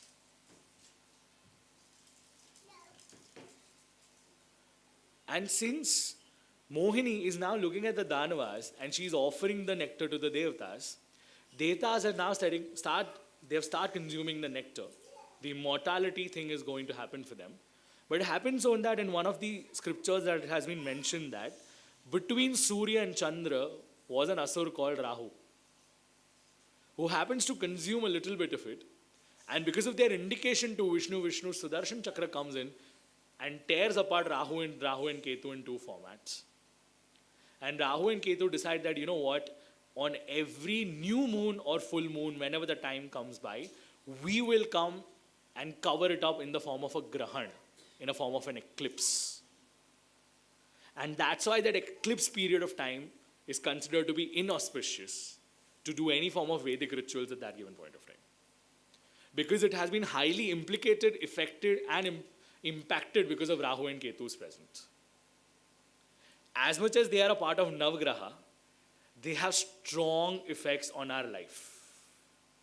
You can learn from any Brahmin who knows Jyotish, who will tell you how Rahu and Ketu can affect your mental health, your physical health, your decision-making process. Till that extent, your bhagya as well, your destiny as well can be affected because of that.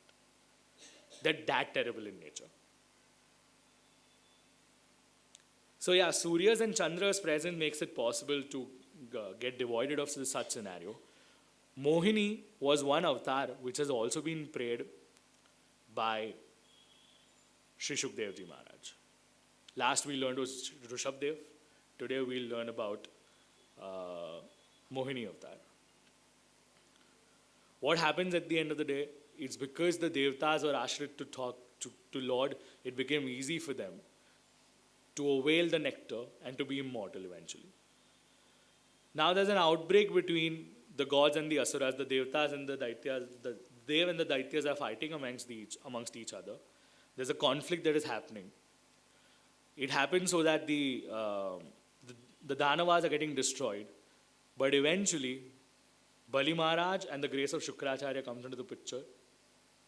Shukracharya is also blessed with Sanjeevani Vidya, because of which the Danavas are procreated again. And eventually, there's a harmony between the Devtas and the Danavas. But Bali's role will come again. And now comes that one question, why does Shivji doesn't have Vairagya? The answer is over here. What happened so that Shivji decided that I have infatuation for Mohini. I want to see the avatar of Mohini. Someone who's considered to be detached lost his detachment because he wanted to seek the darshan of Mohini. And remember one thing, Shivji was married to Parvati. મારી ઘરવાળી છે, પછી બીજાને ક્યાં જોવા જવાનું?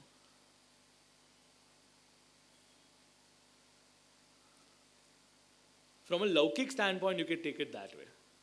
But even Shiva's Vairagya is being question marked over here. That Mohini avatar was only such. That even Rudra had an infatuation for Mohini and started running after Mohini.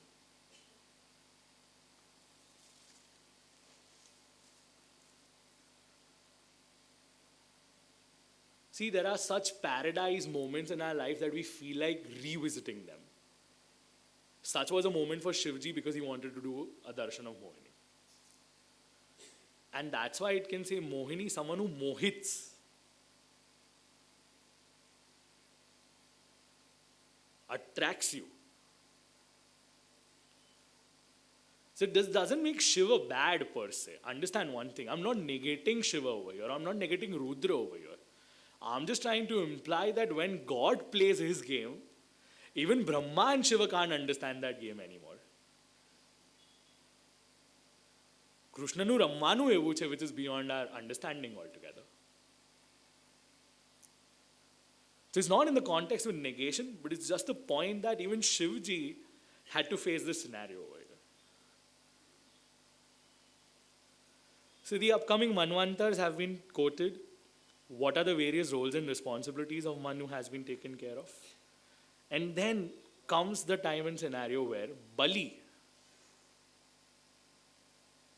has become more powerful and he has won over the Swarga.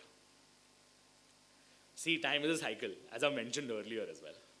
Swarga is something which has been taken care by kings. Swarga is something which was taken care by Indra. There were demons like Hiranyaksha and Ravan as well who were won over them. And now Bali Raja is also someone who's winning over the Swarga. Sari vastu par nazar badhani hoy. And heaven is one such place where everyone will desire to be there.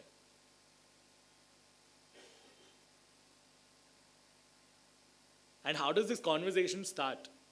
The King Parikshit is requesting Shukdev Ji Maharaj to tell me, Bale he padatrayam. Please tell me the story behind the 3 steps that were being asked by Lord in reference to Bali's yagna. That's how a story is initiated, and then an entire conversation starts between Parikshit Raja and Shukdev Ji Maharaj. So it happened so that Aditi, Mother Aditi, was initiated into something called as a Payovrat. See, we have names in English calendar, right? January, February, March. Similarly, we have Hinduism calendar which talks about Chaitra, Vaishak, Jeth, Ashad, Shravan, etc., etc. And it happens so that there's a month called Falgun. Now, Falgun is one fine space where you get holy. But the initial 12 days are considered to be the days where this Payovrat can be done, wherein you are only living on milk, Paya. There are certain norms and regulations that you need to follow, you need to comply, you need to implement. And here, if you see, the verse says, Fargunasya male pakshe, dwadashaham payovratam. It refers to for 12 days a payovrat was being organized in the first 12 days of Falgun month.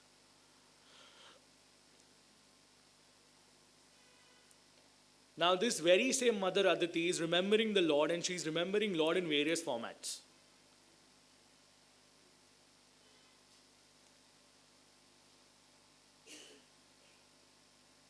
Whenever you are going through any format of a vrat, the best thing that you can do is recite Lord's name. And that's when, while she was remembering that Lord, eventually that Lord appears in the format of Yagnesha Yagna Purushachyuta Tirthapada. Yagnesha.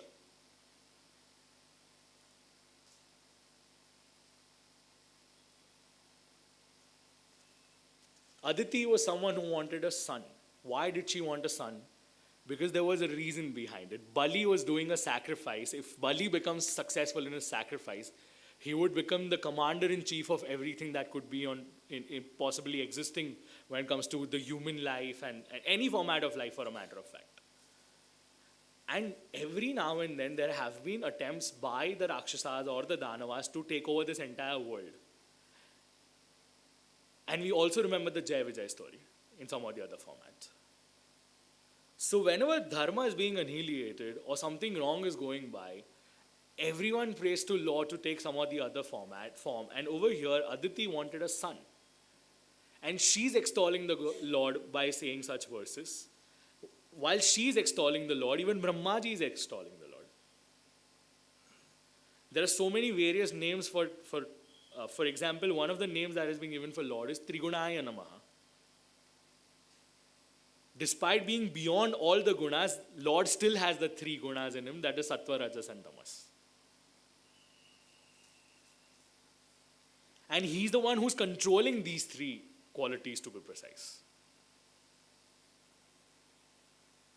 Lord is also known by the name called Brahmanya Devaya.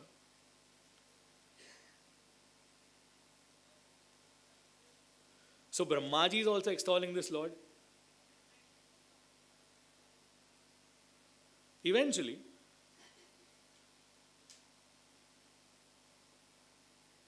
Bhagavan appears. Pishangavasaha. How does he come? He comes in the format of a Chaturbhuj Swarup. What is he adorned with? He is adorned with a kirit. So if you go to South Indian temples, you'll realize that the Lord has a really long mukut. It's not a mukut actually, it's called a kirit.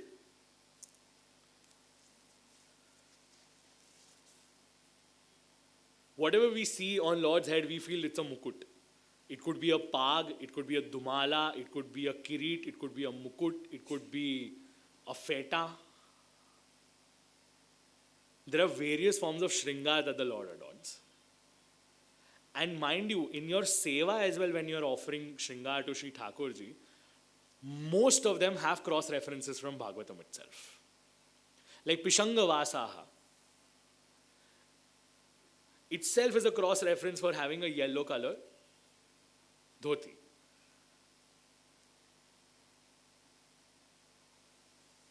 And who comes down? Eventually, this same format of Chaturbhuj Swarup of Lord eventually turns out to be someone called as Vamana. Let's welcome Vamanji by reciting his name. Shri Vamana Bhagavan ki. Cha pide li नहीं पता है.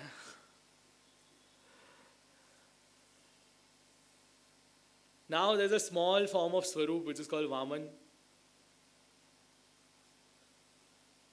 Gayatri mantra is Diksha given by Gayatri herself. Surya Narayan is giving knowledge. Brahmaji is giving something. Rishis are giving something. All the forms of gods and goddesses are giving something or the other to them. And Vamanji is now all said that he is supposed to go to somewhere called Bharuch in Gujarat. Why Bharuch? Because that's where Bali is performing a sacrifice. Bali is performing a yagna over there. While Vamanji is coming over there, Bali is realizing that some really Tej Punja Swarup, it's a very beautiful Swarup with an aura. It literally feels like that a sun god has come down.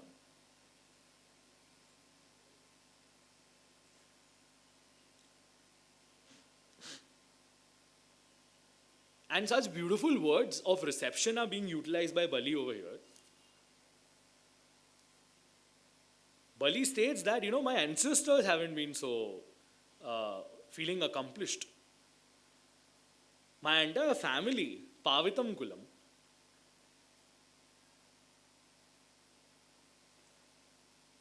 it feels so auspicious that you have come down to meet us. And Bali, out of his own nature, starts requesting, what would you like to have?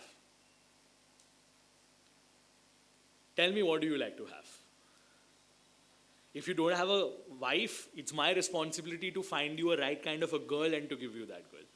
Till that extent as well, the condition is being put by Bali Raja. Oh, Vamanji is like, no, I don't want any of these things. I only want 3 feet of land, and that too, those feet will be calculated by me, not by you. Now, when someone is going to ask for such minimalistic thing, anyone is going to laugh. Bali Raja also started laughing. He said, you don't even know what you're asking for. Do you even have an idea what you're asking for? You don't even know how to ask. Such is a bold statement made by Bali Raja there. But Vaman is like, no, this is all that I want. I only want 3 feet of land, that is all I want. Now, Shukracharya is finding something fishy, that this is not possible. How can some kid be so calm and composed and not so greedy about when the king is claiming he's ready to give his entire kingdom and this child is not budging?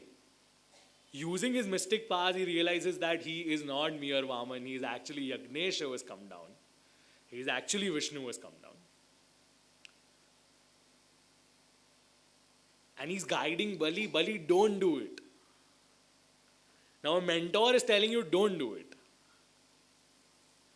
But Bali is like, I'm a man of my word. I gave you my word means I gave you my word. I've claimed that I'm ready to give him, that means I'm ready to give him.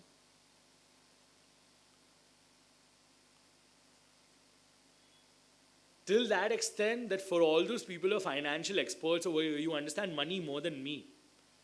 Shukracharya is actually propounding the principles of how should you bifurcate your money. Dharmaya, Arthaya, Yashase, Kamaya, etc. The bifurcation that has been done. It primarily propounds to divide your wealth into 5 parts. And Shukracharya is so smart, he also talks about reinvestment. Reinvestment in your business is essential. Utilizing your money for your dharma is also essential. Utilizing the money for yourself is also essential. Utilizing that money for your own family members is also essential. So all your capital reserves that have been taught by various financial experts across the globe, if you read Shukracharya's Niti for 5 minutes as well, you'll understand deep dive, how can you manage your money so well? Anticipation of future problems, giving money for the needy, taking care of your own extended family members who might be in need of money, reinvesting the money in your own business so that it can yield you results faster, also spending some money on yourself so that you don't live life of a miser per se. In Pushtimarg, it is said so. If you can live in a fine-tuned way, only then your Lord can live in a fine-tuned way. Gosaiji was one approached by one Vaishnava who was very aesthetic in nature, didn't have any experiences, was very plain and simple. And on the other side, there was this one Vaishnava who was very fashionable, wore good clothes, had good taste of attar, knew perfumes really well, had good taste in food, etc. And then Gosaiji was deciding whom to give. He eventually gave to that guy who had good taste in everything, stating that if he can live like this, he can ensure my Lord can also live like that. And that's all we are asking for, right?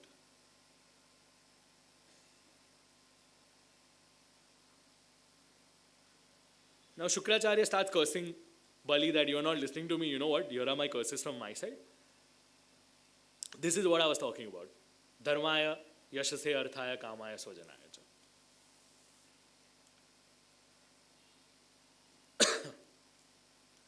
They're even asking to invest money for your own reputation. I look at any modern format of business houses. They have a PR team. You take any actors or actresses, they also have a PR team. Because they understand that if you invest in reputation, it's going to yield you somewhere or the other. The only format of this reputation back in the days was to actually perform religious sacrifices, to do activities which can increase your fame. The end goal was not to increase the fame, the end goal was to implement the dharma at the end of the day.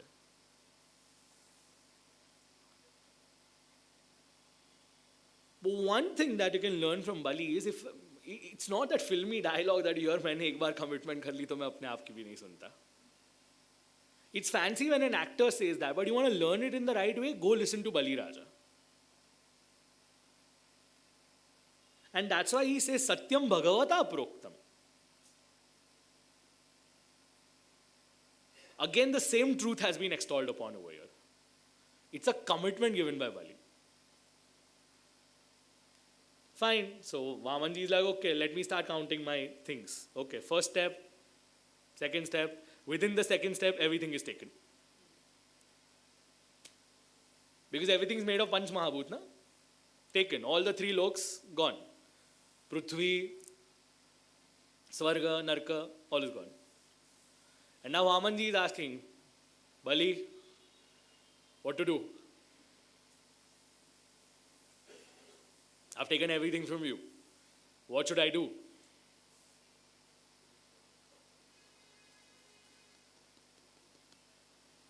I have given you my word as I have given you my word.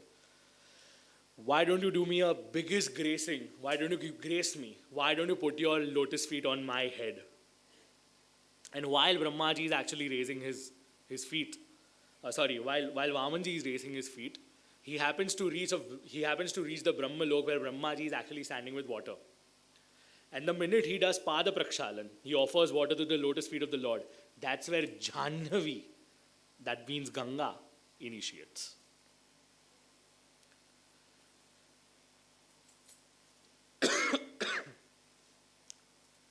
See, Bhagavad Ji has 3 places where Jahnavi is originated. Yesterday we heard about Panchamaskand where Ganga was coming down. Today we heard about Jahnavi where Brahmaji is offering, and that's how Jahnavi Ji comes down. And sometime from now, some minutes from now, when we'll enter the canto 9th, Skanda 9th, is where the ancestors of Ramchandra Ji also take some effort to get Ganga Ji down.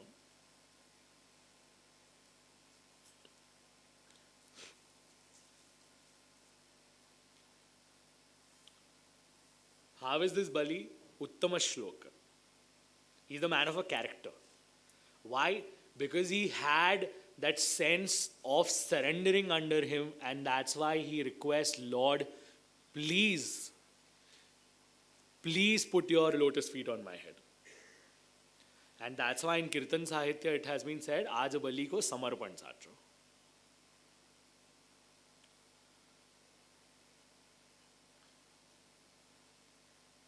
No modern psychologist will ever tell you to sacrifice yourself in order to achieve your higher purpose. But this is what Bali can teach you.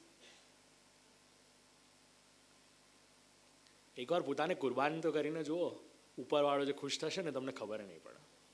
Just try to sacrifice yourself for once. For once, try to be exclusive to him. For once, you will find that bliss that you haven't felt in life. And Bali had no regrets, by the way. Bali had zero regrets. You know why Bali had zero regrets? Because Bhagavan himself was claiming at that given point of time is, it's the foolish person who are dull-witted and who are mad, they get stuck in the materialistic lifestyle.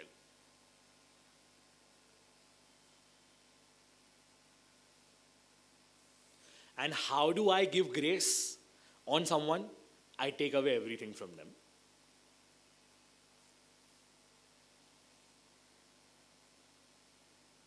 For all those people who have everything, good for them. But for all those people who understand that despite having everything, everything is of his, that's where your surrender comes into the picture. Maru che. Idan na mama.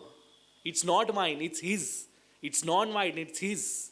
And that's the reaffirmation that has been given continuously. And what did Bali get in return? Everything was taken away from him. But you know what he got in return? Lord. See, it's like Duryodhan fighting for Narayani Sena and Arjun fighting for Narayan. You need to understand the context of what you want. As simple as that. And Bali eventually gets free, and Bali enters Sutal. He gets Sutal in the hell. And I'll tell you a small interesting story which isn't mentioned in the presentation right now. While Bali was being graced by Lord, guess who comes down as a validation? His grandfather. Prahlad comes down as a validation. While Prahlad is having a conversation with Bhagwan, Prahlad is happy that his grandson could actually get Bhagwan. Generally, we feel that the ancestors, your father or your grandfather will have a complexion if you do much better than them. It's actually reverse. If you beat them, they'll be the most happiest people on the planet Earth.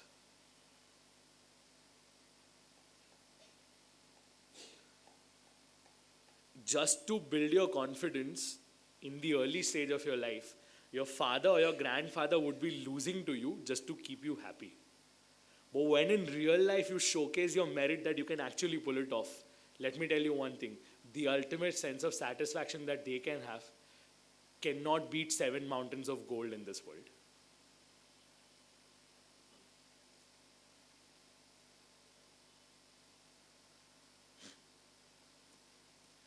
After this comes the last chapter of the 8th canto, which is the small, cute chapter on Matsya Avatar. One of the other avatars which have been respected, which have been preyed upon by Shukdevji. Jimha meenam natosmi. How is Parikshit Raja initiating this conversation about having a Kurma avatar? Harer adbhuta karmanaha. What is this strange and amazing format of Swaroop that the Lord has taken? I would like to hear more about it. Maya Matsya Vidambanam. Matsya. Now we all know the story. There's a fish, comes in the hands of a king, he's taken to a different vessel, then a different vessel, then a different vessel, then a different vessel. Eventually he's left into the ocean. And now the king is asking, Aap kaun cho? You don't look like a normal fish to me. Because you've been growing sizes like anything. Can you please tell me who you are? And then Lord prescribes and tells them that, hey, I'm Lord. You are supposed to gather all the Saptarishis. Pralaya is going to come down. You need to gather all the Aushadhis. On certain day, there will be a Navka. You have to tie it with my horn. Imagine a fish having a horn. And that's why Jaidev, the Kavi, also mentioned something like Vedan Uddharate. What is the purpose behind Matsya Avatar is Vedan Uddharate? To safeguard the Vedas.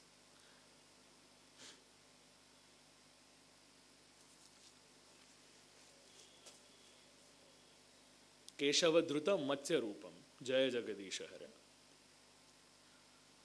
So yeah, Matsya Avatar happens, and it is said so for anyone who's studying over here, who's still in school. Primarily, if you are a student, you should be reciting this verse, this adhyay again and again. It's really beneficial for students while they are studying. So it happens so that after 7 days, all the rishis are here, aushadhis are here, the necessary elements have been taken care of. And now during the Pralay Kal, what's happening? The fish is below the sea level. It's inside the water. The boat is above the water. And there's transfer of knowledge from the guru, which is below, to all the people who are on the boat, which is above. Generally, it's reverse. Your guru sits here and the shishya sits here. But here it's reverse. One of the other facts, why is it called Adbhuta Karmana? Your teacher is sitting below and the student is sitting up.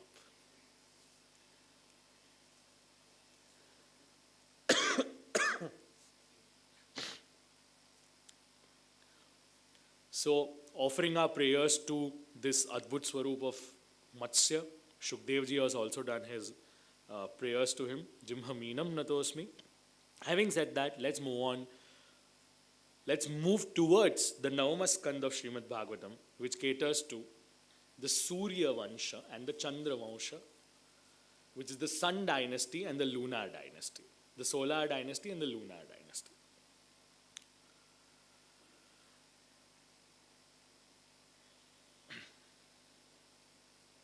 We all are excited for Krishna Avatar.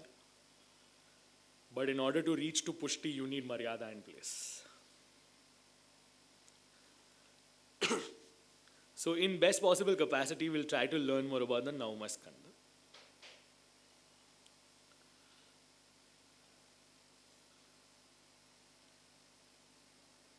Sudyumna. See, let me tell you one thing. Since it's the chapter of lineages, there are so many names that are coming your way. You might feel a little overwhelmed. Okay? So if you're feeling overwhelmed now, I'll request you to close your eyes for 30 seconds and just open it after a segment. Because it involves dynasties. Shukdev ji is claiming that if you want to hear about Solar dynasty and Lunar dynasty, 7 days are going to be falling short for you. Because I can go on and on and on and on, and the charitra is not going to get over. So I'm going to tell you in a concise format. If Shukdev ji Maharaja said in the concise format, I'm sure I'm going to take a Virar fast for this. So please don't feel otherwise, because we have a higher purpose to achieve eventually. So I might say certain things which might go bouncer, but feel okay about it. It talks about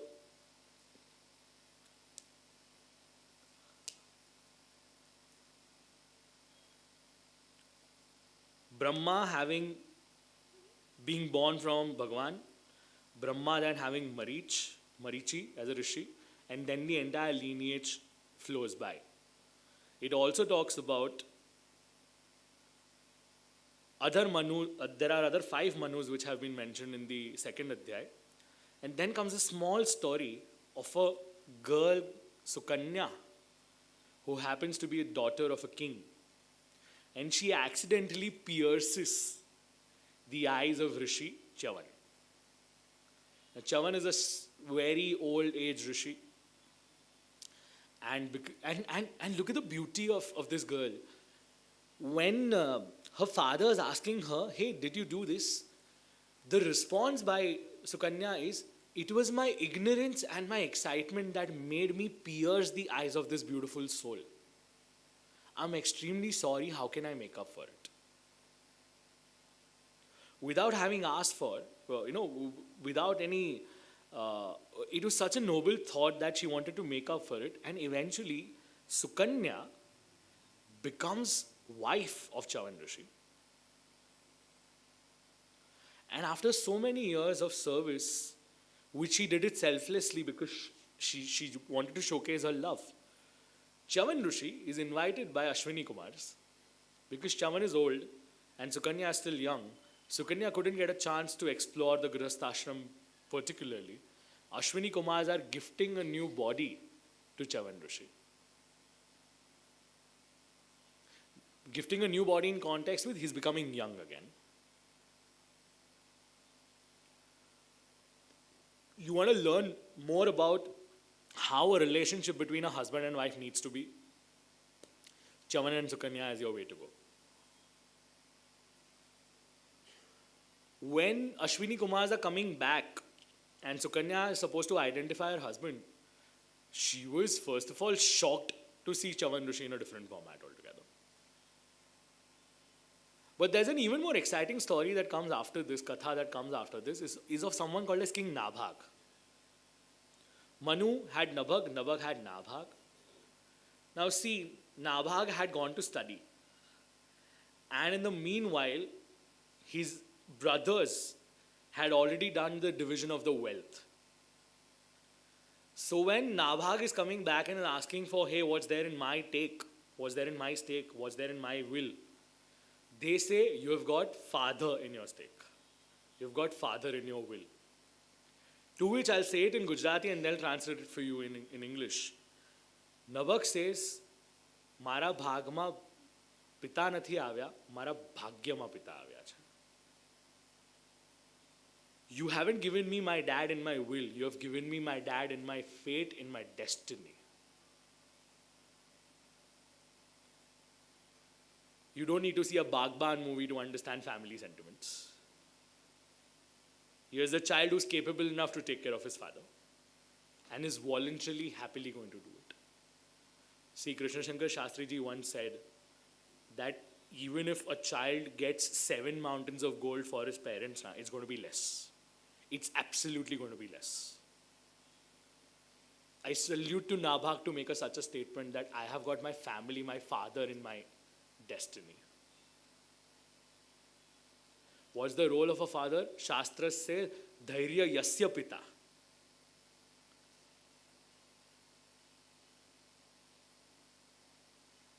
Ultimate amount of patience is there in a father. So many sacrifices that father has made, he's not thinking about himself, he's only thinking about his family, his children. A lot of things that he wanted to pursue, he might have sacrificed only for one reason. Service to others, service to family.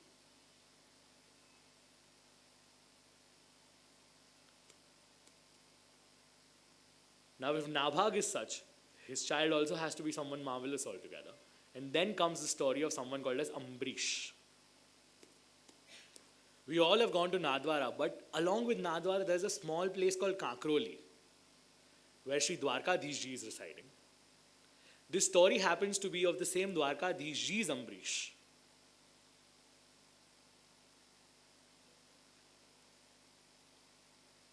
How is this Ambrish? Once he had done a vrat.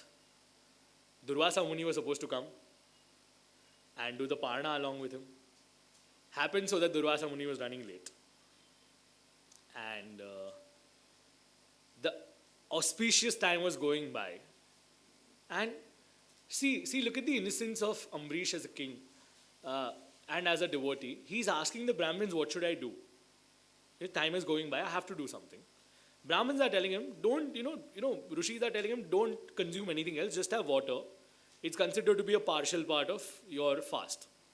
So you'll do the parna as well and you still won't end up eating something without Durvasa ji coming by. Now, despite doing that, Durvasa ji is getting mad, he's getting angry and starts insulting Ambrish. And what comes next is even more beautiful. A Sudarshan Chakra is coming from Vishnu's lok. And when I was reading the actual verses, both Brahmaji and Shivji, who were being approached by Durvasa ji to safeguard him,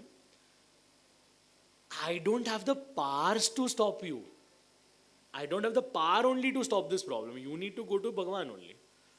Bhagavan said one statement, Aham Bhakta Paradinaha. I am Avdhin of my Bhakta. I am at the instruction of my Bhakta. You insulted my Bhakta, I'm not going to tolerate it. Go ask for forgiveness from Ambrish itself. If Ambrish forgives you, Sudarshan will stop. If he doesn't forgive you, it won't stop. And despite such a scenario, when Ambrish goes to confess and ask for forgiveness to, Durvasa ji goes to Ambrish and asks for forgiveness, the statement that he makes, today I have seen the Lord who is actually a fan of a devotee.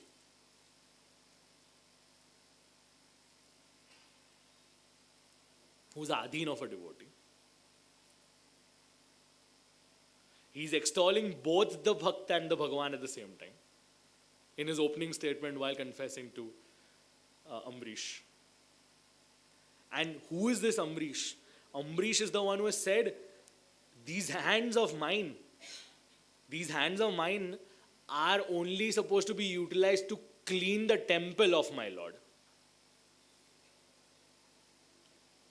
In Pushtimarg, Acharya Charan Mahaprabhuji has written a scripture called Antakaran Prabodh. It's an interaction with the mind directly. Anyone who is in a habit of doing a Buhari ki seva, that means sweeping the floor of your Lord's room. If you go to Jainism or Swaminarayan sects, they pay money just to get that seva. And look at the beauty of our Pushtimarg. That seva is given to us in our own houses. The king, Ambrish is the king. He is saying my hands are supposed to be cleaning the temple of my Lord. Harer mandir marjanadishu. Vachausi, my speech is for the one who is residing in that Vaikuntha. Gunanu varnane.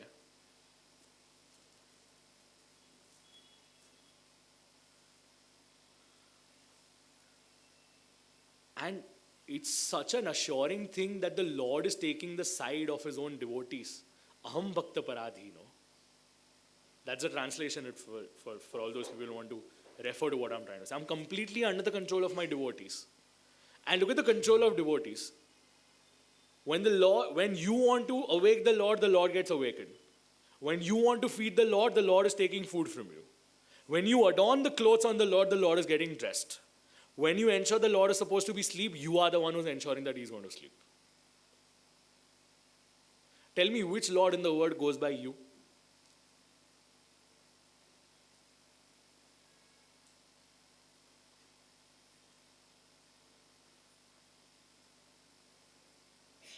Durvasa is eventually being forgiven for the sorrow. Ikshvaku Kul, then you get the story of Harishchandra. Then you have someone called as Sagar, and Sagar had his own segment of children. Anshuman happens to have a conversation with Kapil. I'm not going into depth of all of these things as mentioned earlier, so please don't feel otherwise. But I am responsible towards saying one statement from each of the sub-chapters as per the rules and regulations, hence I'm going by that. And then comes the story of Bhagirath, the three generations that take efforts to get Gangaji down. It's Anshuman, Dilip and Bhagirath. All of these three take efforts to get Gangaji down. We've already spoken about Gangaji in the session before, so I'm not going to repeat those statements right now. Then comes the story of King Khatwanga, which eventually will excite us because Khatwang's story will lead us towards the most awaited moment for the day, one of the most awaited moments for the day. Because there are kings Khatwang, Dirghabahu, Raghu, Putushrava, Aja. And eventually comes Dashrath. And we all know what happens once Dashrath comes into the picture.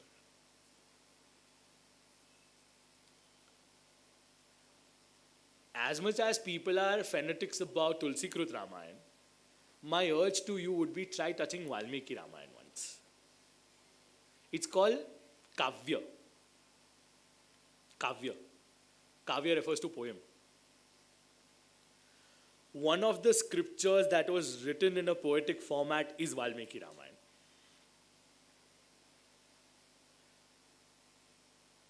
Chaitra Mas Shukla Paksh Navmi Tithi Madhyan Dine Harer Janma Surya Vanshe Tada Ravi. what is said for Shri Ramchandra ji? Raghukul Divakar. Raghukul ka Surya, Raghukul ka Ravi. Surya Vanshe Tada Ravi.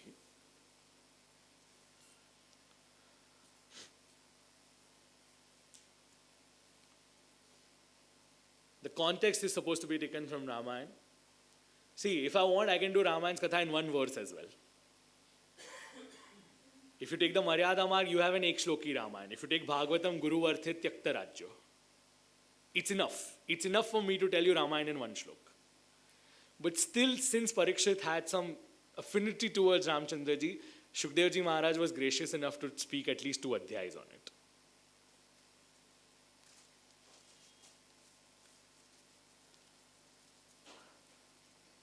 Baki, for anyone who is a fan of, for anyone who's been doing Ram Raksha Stotra, Shatakoti Pravistaram, Ramayana is so endless, so limitless, that it goes beyond 100 crore verses as well.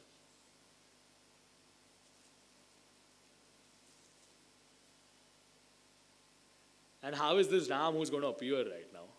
Rajiv Velochana. Someone who has lotus eyes. Raghunandana.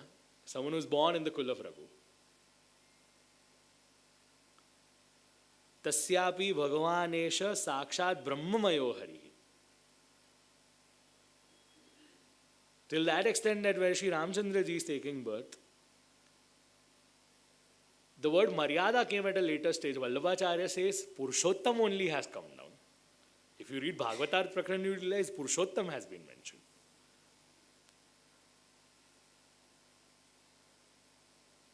And why is Ram so important in our life? We feel that we should live life of a Krushna. We should live the words that have been uttered by Krushna. We should live by the life that has been lived by Ram. Ramasya charitram. Ram ka charitra anukul hai. Anukaraniya hai. So yes, it's the day of Chaitra Shukla Navami. It's afternoon time, primarily Abhijit. That's when Shri Ramchandra ji comes by. Shri Ramachandra Bhagavan ki. In this one verse, Guru Varthe Tyakta Rajyo Vecharada Nuvanam Padma Padmyam Priyaya, in this entire verse, the essence of Ramayana has been given. But still, since we are a little excited about it, I'll tell you Ramayana in a very short format. Ramchandra ji, along with Lakshman, goes to protect Vishwamitra's yagnas. And when the right time comes, they decide they want to get married. So how do they get married?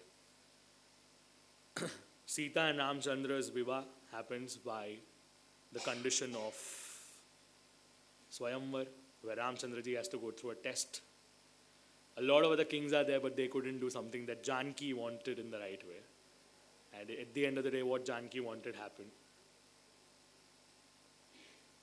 Despite being married and brothers staying in a harmonious way in a family, there's always someone who's going to pollute your ears by giving you wrong segment of information and advices.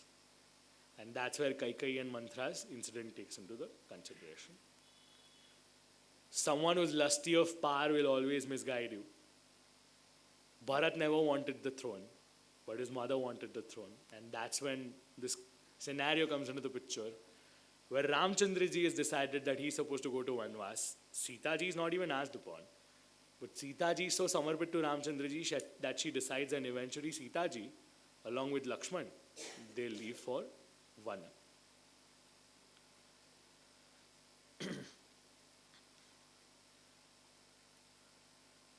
Happens so while they are living in a minimalistic lifestyle, Sita ji's mind gets diverted, gets attracted towards something called as the golden deer, Suvarnamruk. And this was an entire plot played by Ravan in order to abduct Sita ji. Sita ji gets abducted. In the meanwhile, Jatayu gets sacrificed. Ravan kills Jatayu. Ramchandra ji is in a terrible shape. If you'll read Ramayana, you'll realize Ramchandra ji is in a terrible shape. See, boss, back in the days, there was no WhatsApp call, okay? So just because someone is in Sri Lanka, hey, hi, how are you? Sita ji, I'm missing you. That's not the way how things worked back in the days. There was no telecommunication. With all the memories Ramchandra ji had to live by, and there was so much amount of pain and agony, that Ramchandra ji also broke down. And for all those men in the world, if you feel that just because you are away from your family or away from your loved ones, it's okay to break down. It's okay to break down.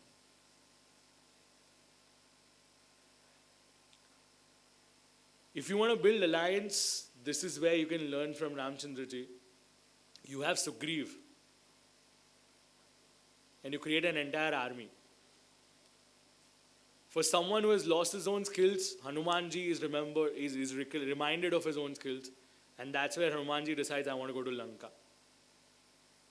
I'm giving you in a very shorter format. Ramchandra ji eventually comes to the sea and decides, you know what, the pull needs to be made. And this is where a Pushti Leela happens. पत्थर कोई दिवस तरे नहीं पण राम नाम थी तो पत्थर पण तरी जाए. How can a stone float? But it's only because of the grace of Ram.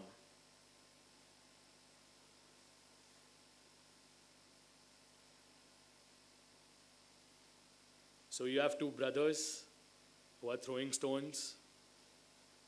All the exploratory work is done.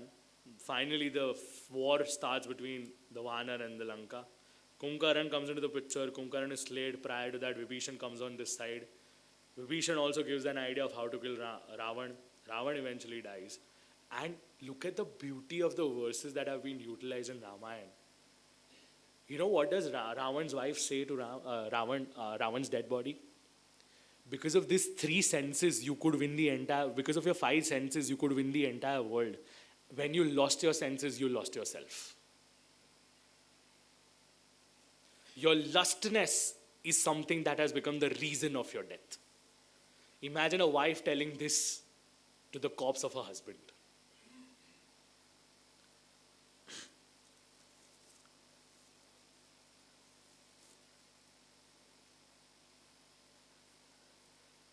And how is Ramchandra ji coming back? Pushpak.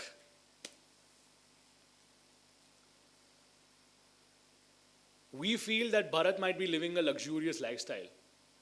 If I'm not wrong, Bharat was only on Gaumutra and Yava. Had not ascended on the throne. Was only devoted to the Padukaji of Sri Ramchandra ji. And that's where Bharat meets Ramchandra ji, even before Ramchandra ji's Rajya Abhishek that takes place. Eventually, Sita ji goes to the Bhumi. And this is one place where, again, Sri Shukdev ji Maharaj remembers Sri Ramchandra ji and says, Raghupatim Sharanam Prapadye. Out of the 4 namaskars that he have done, 3 of them have happened today, 1 of them happened yesterday. Ikshvaku's lineage goes further, and now the lunar dynasty starts. Pururva and all of their incidents have been mentioned in Shrimad Bhagwatam. Post that, Parshuram and his role in Richika and Jamadagni has been mentioned. How he kills Kshatriyas multiple times, that has been mentioned. The other segment of gods, other segments of kings in the lunar dynasty, Yayati's renunciation, that has been mentioned. Dushyantan Bharant, Abhignan Shakuntal, this is what they are known for. Dushyantan Shakuntala's story has been propounded. Comes the time of King Bharat and Rantidev. Rantidev is one such king who has been tested by gods. There's famine, there's no food in the kingdom.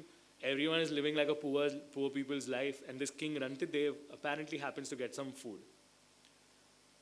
And just to test how noble Rantidev as a king could be, all the Devtas take multiple such formats and they go and seek the food from Rantidev.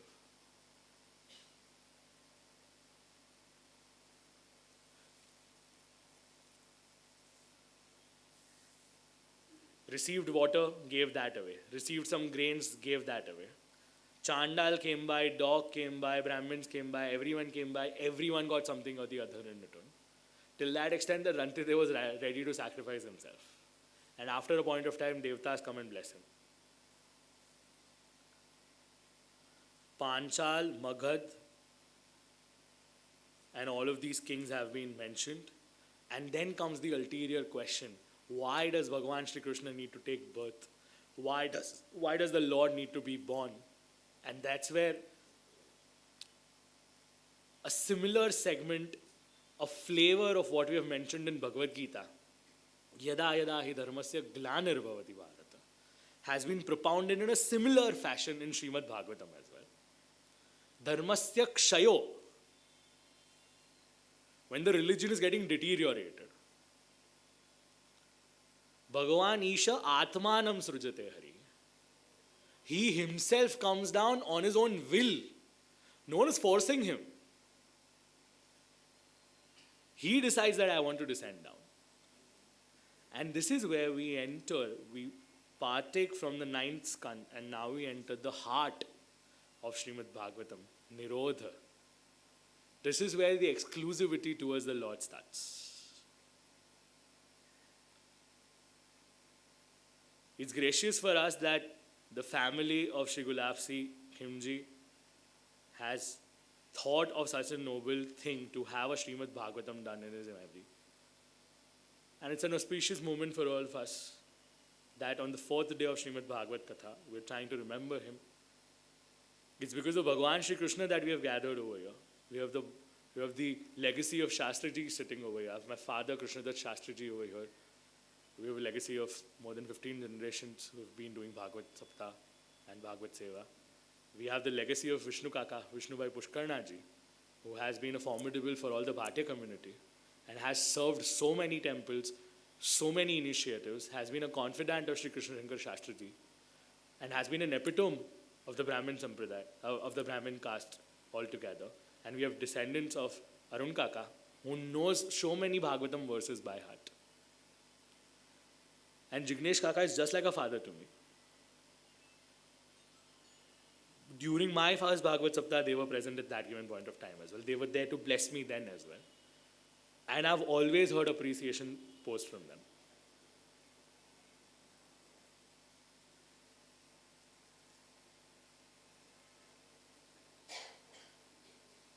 In the similar lines, we have Kokila Ben who has come, who has given so much seva for the temple, Srinadwara temple, and her love and affinity towards Shrimad Bhagwatam has always been there.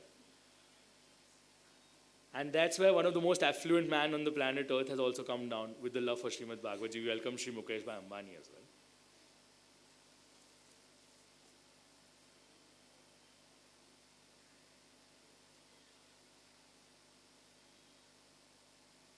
You have knowledge, you have affluence, you have sanskar. And this is what Bhagwatam can do for you. Where Saraswati and Shree are serving the Lord at the same time.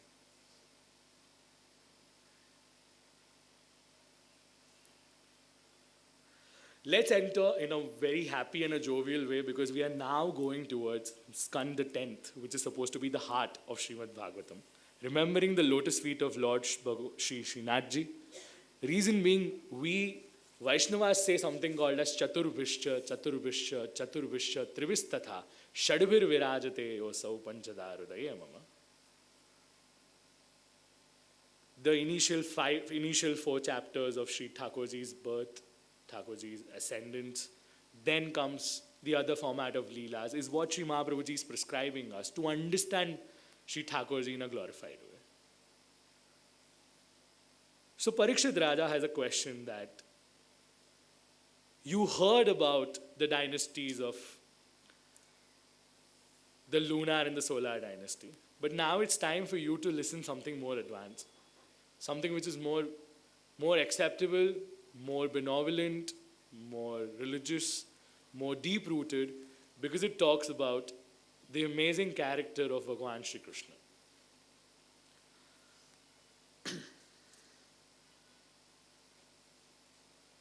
And this is one space where even Parikshit is devoted and dedicated, and he's talking about, can you please tell me in elaboration? The way you told me Sri Ramcharitra, which was in a concise format, can you please elaborate on his glorious pastimes?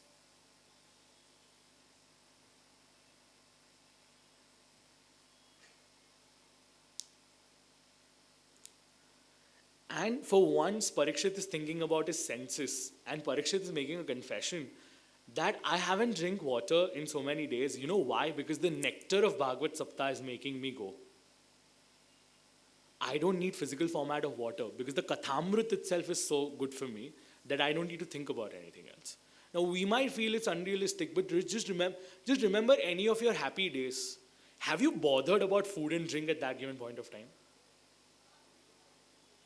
When you're extremely happy, when you're extremely excited, just take into consideration any of your days when it's your own marriage day, for a matter of fact.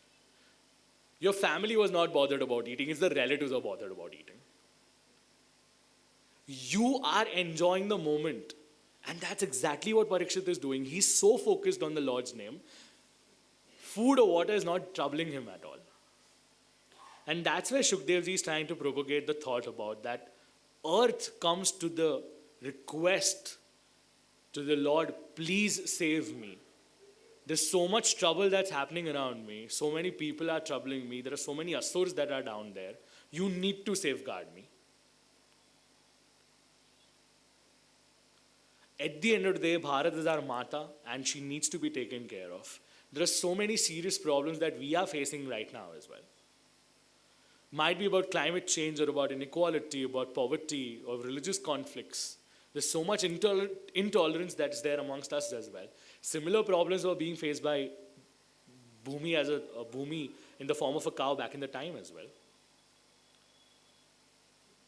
And that's why we need to understand the purpose of why Bhagavan Shri Krishna has ascended down. The sole reason why he came down was Bhaktanam Dukkha Nashaya. I'm here to eradicate the sorrows of my own Bhakta. So there's Mathura. Mathura is the place where Shura Sen resides. Vasudeva is getting married to Devaki. And Kansa is someone who's supposed to take Devaki and Vasudeva back to their residence. And over there's an announcement from the sky stating that Kayo Garbha, Panchmo, Chhatto, Satmo, Athmo. The eighth child of Devaki is someone who's going to kill you. And Kansa is petrified and horrified. Who makes a death announcement like this? Kansa is about to kill Devaki, and that's where Vasudeva comes into the picture. And look at the negotiation skills that he has. You know what? Let's do one thing. I'll get you all the children. Why are you worried about it right now? Killing your sister is not the right thing to do. Kansa's fine, okay, let's make a deal. Let's not bother about it. Eventually, they have been imprisoned. And that's when Devtas come and decide that, you know what, it's time to pray the Lord. The way we prayed upon the truth in the first chapter of in the first initial part of Shrimad Bhagwatam, that's where Satyavratam, Satyaparam, Trisatyam, the Satya word has been repeated over here as well. Satya was being extolled upon in the initial stages of Bhagwatam. Satya is being extolled upon even before the Lord is going to come down. And I don't think so you require any format of logic, but Krushna is Satya. And Satya is Krushna. The ultimate truth and reality, something that is worth of knowing, is actually Bhagavan Shri Krishna.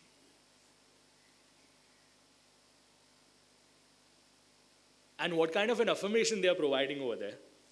Tvam sharanam prapannaha. I'm confirming that I am at your lotus feet. I'm accepting you as my sharan. Someone will protect me.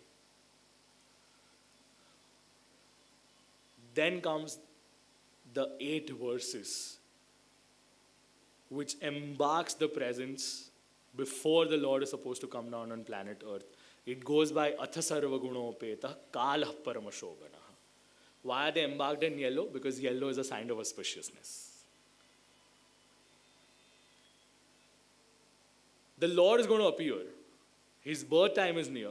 What is going to happen because of that? All the celestial bodies, all the planets, all the stars have become calm and favorable. Even the time which cannot be in your favor has become favorable. Kala Paramashogana. The grahas have become Shanta. All the directions have become calm and composed. See, directions, time changes everything and everyone. It's absolutely true. Even the directions have a lot of implication on us. The grahas have a lot of implication on us.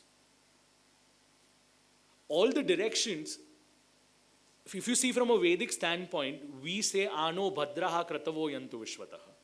May the noble thoughts come to us from all the directions. That's the same motto which is there of Bharatiya Vidya Bhavan as well. These directions have some correlation with our ears. If we can listen to sound, we can identify sound from any direction.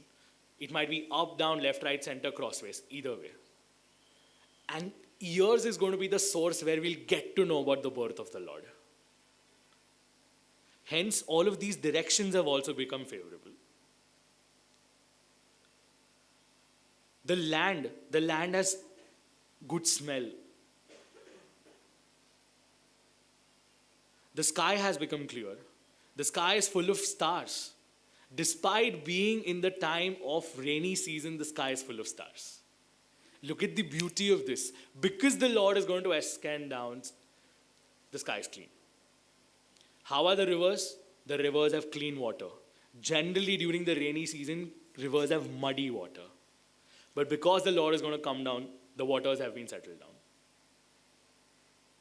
The lotuses, the lilies are spreading good amount of fragrance. The air that is running by is also very sweet, very calm, very composed.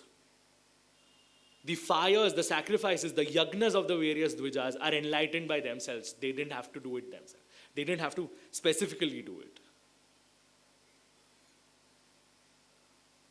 The birds are chirping. The birds are extremely happy. All your basic elements of food, clothing, shelter, air, all of these things are considered to be very happy. The minds of people are extremely happy. Why? Because the Lord is going to come down. There is music that's playing around. Nedu dundu bayor sama. The kinnars are dancing, the gandharvas are dancing, people are praying, vidyadhars and apsaras are dancing in jubilation.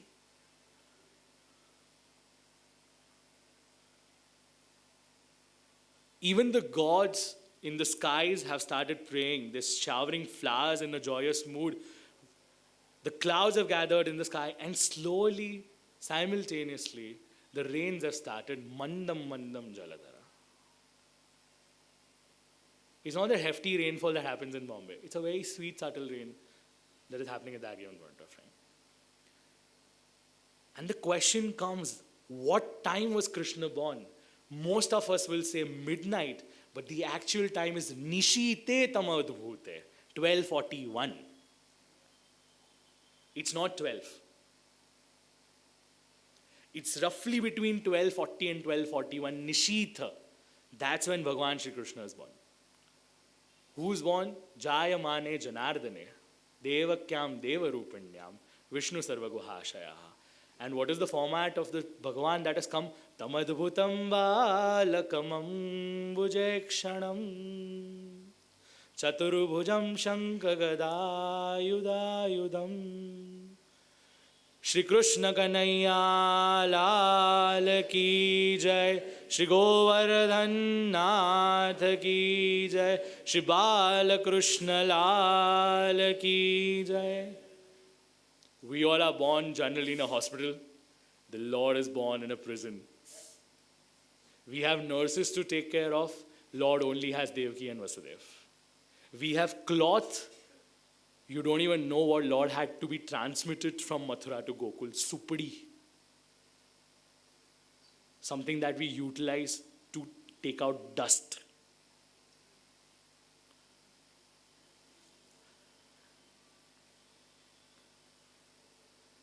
Adbhut Balakam. That's how Lord comes down. From a Chaturbhut Swarup, Lord takes a small form. Vasudevji, Devakiji prays to the Lord. Eventually, all the soldiers inside sleep. The doors are open. Vasudevji decides, I need to go. Vasudevji goes to Nanda in Gokul, passes the Yamnaji. Yamnaji happens to touch the Lord's feet. And the girl that has been born at Nandraiji's place has been brought back. She happens to be Yogmaya. Kans is supposed to kill her. While Kans is trying to kill her, she slips off the hand and says, your enemy is already been born, my friend. Where? You don't know. How? You don't know. On the other side, in Gokul, everyone starts the festivities. Why? Nandastvatmaja utpanne jata allado mahamana. It's time for festivities. Why? Because we are a land of celebration. We celebrate when children are born at our houses. How do we celebrate? We start singing, Nanda Ghera Nand Bhayo. Nanda Ghera Nand Bhayo. Hathi diye, ghoda diye. Nand Ghera Nand Bhayo. Nand Ghera Nand Bhayo. Yashoda को लाल भयो नंद घेरा नंद भयो ए नंद घेरा नंद भयो यशोदा को लाल भयो नंद घेरा नंद भयो नंद घेरा नंद भयो नंद घेरा नंद भयो यशोदा को लाल भयो ए हाथी दीने घोड़ा दीने हाथी दीने घोड़ा दीने नंद घेरा नंद भयो नंद घेरा नंद भयो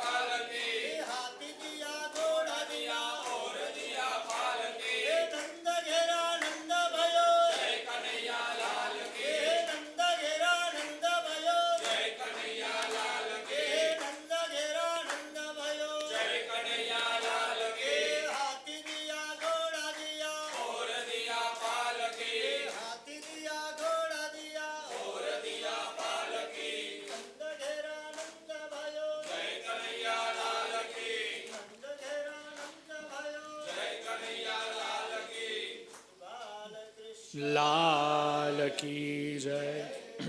That's how the Nanda Mahotsav gets elongated. It goes for almost a year, and that's the same practice that is also there in Nathdwara as well.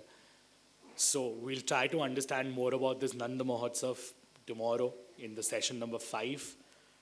Having said that, let's all recite Lord's name, and then we can go ahead with the Matki Kram, and then we can do with the Bhagavad Ji's Pujan.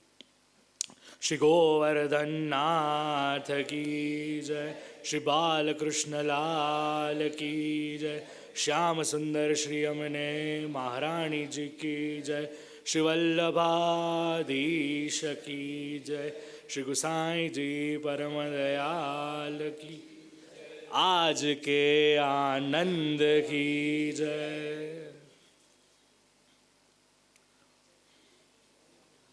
You have to speak something then.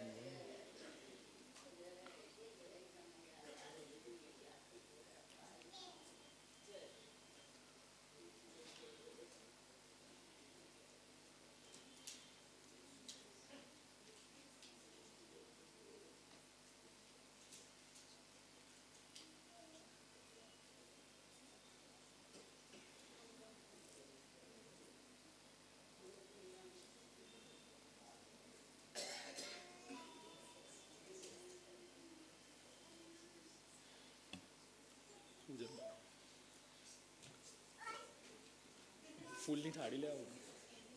फुल्ली थाड़ी ले.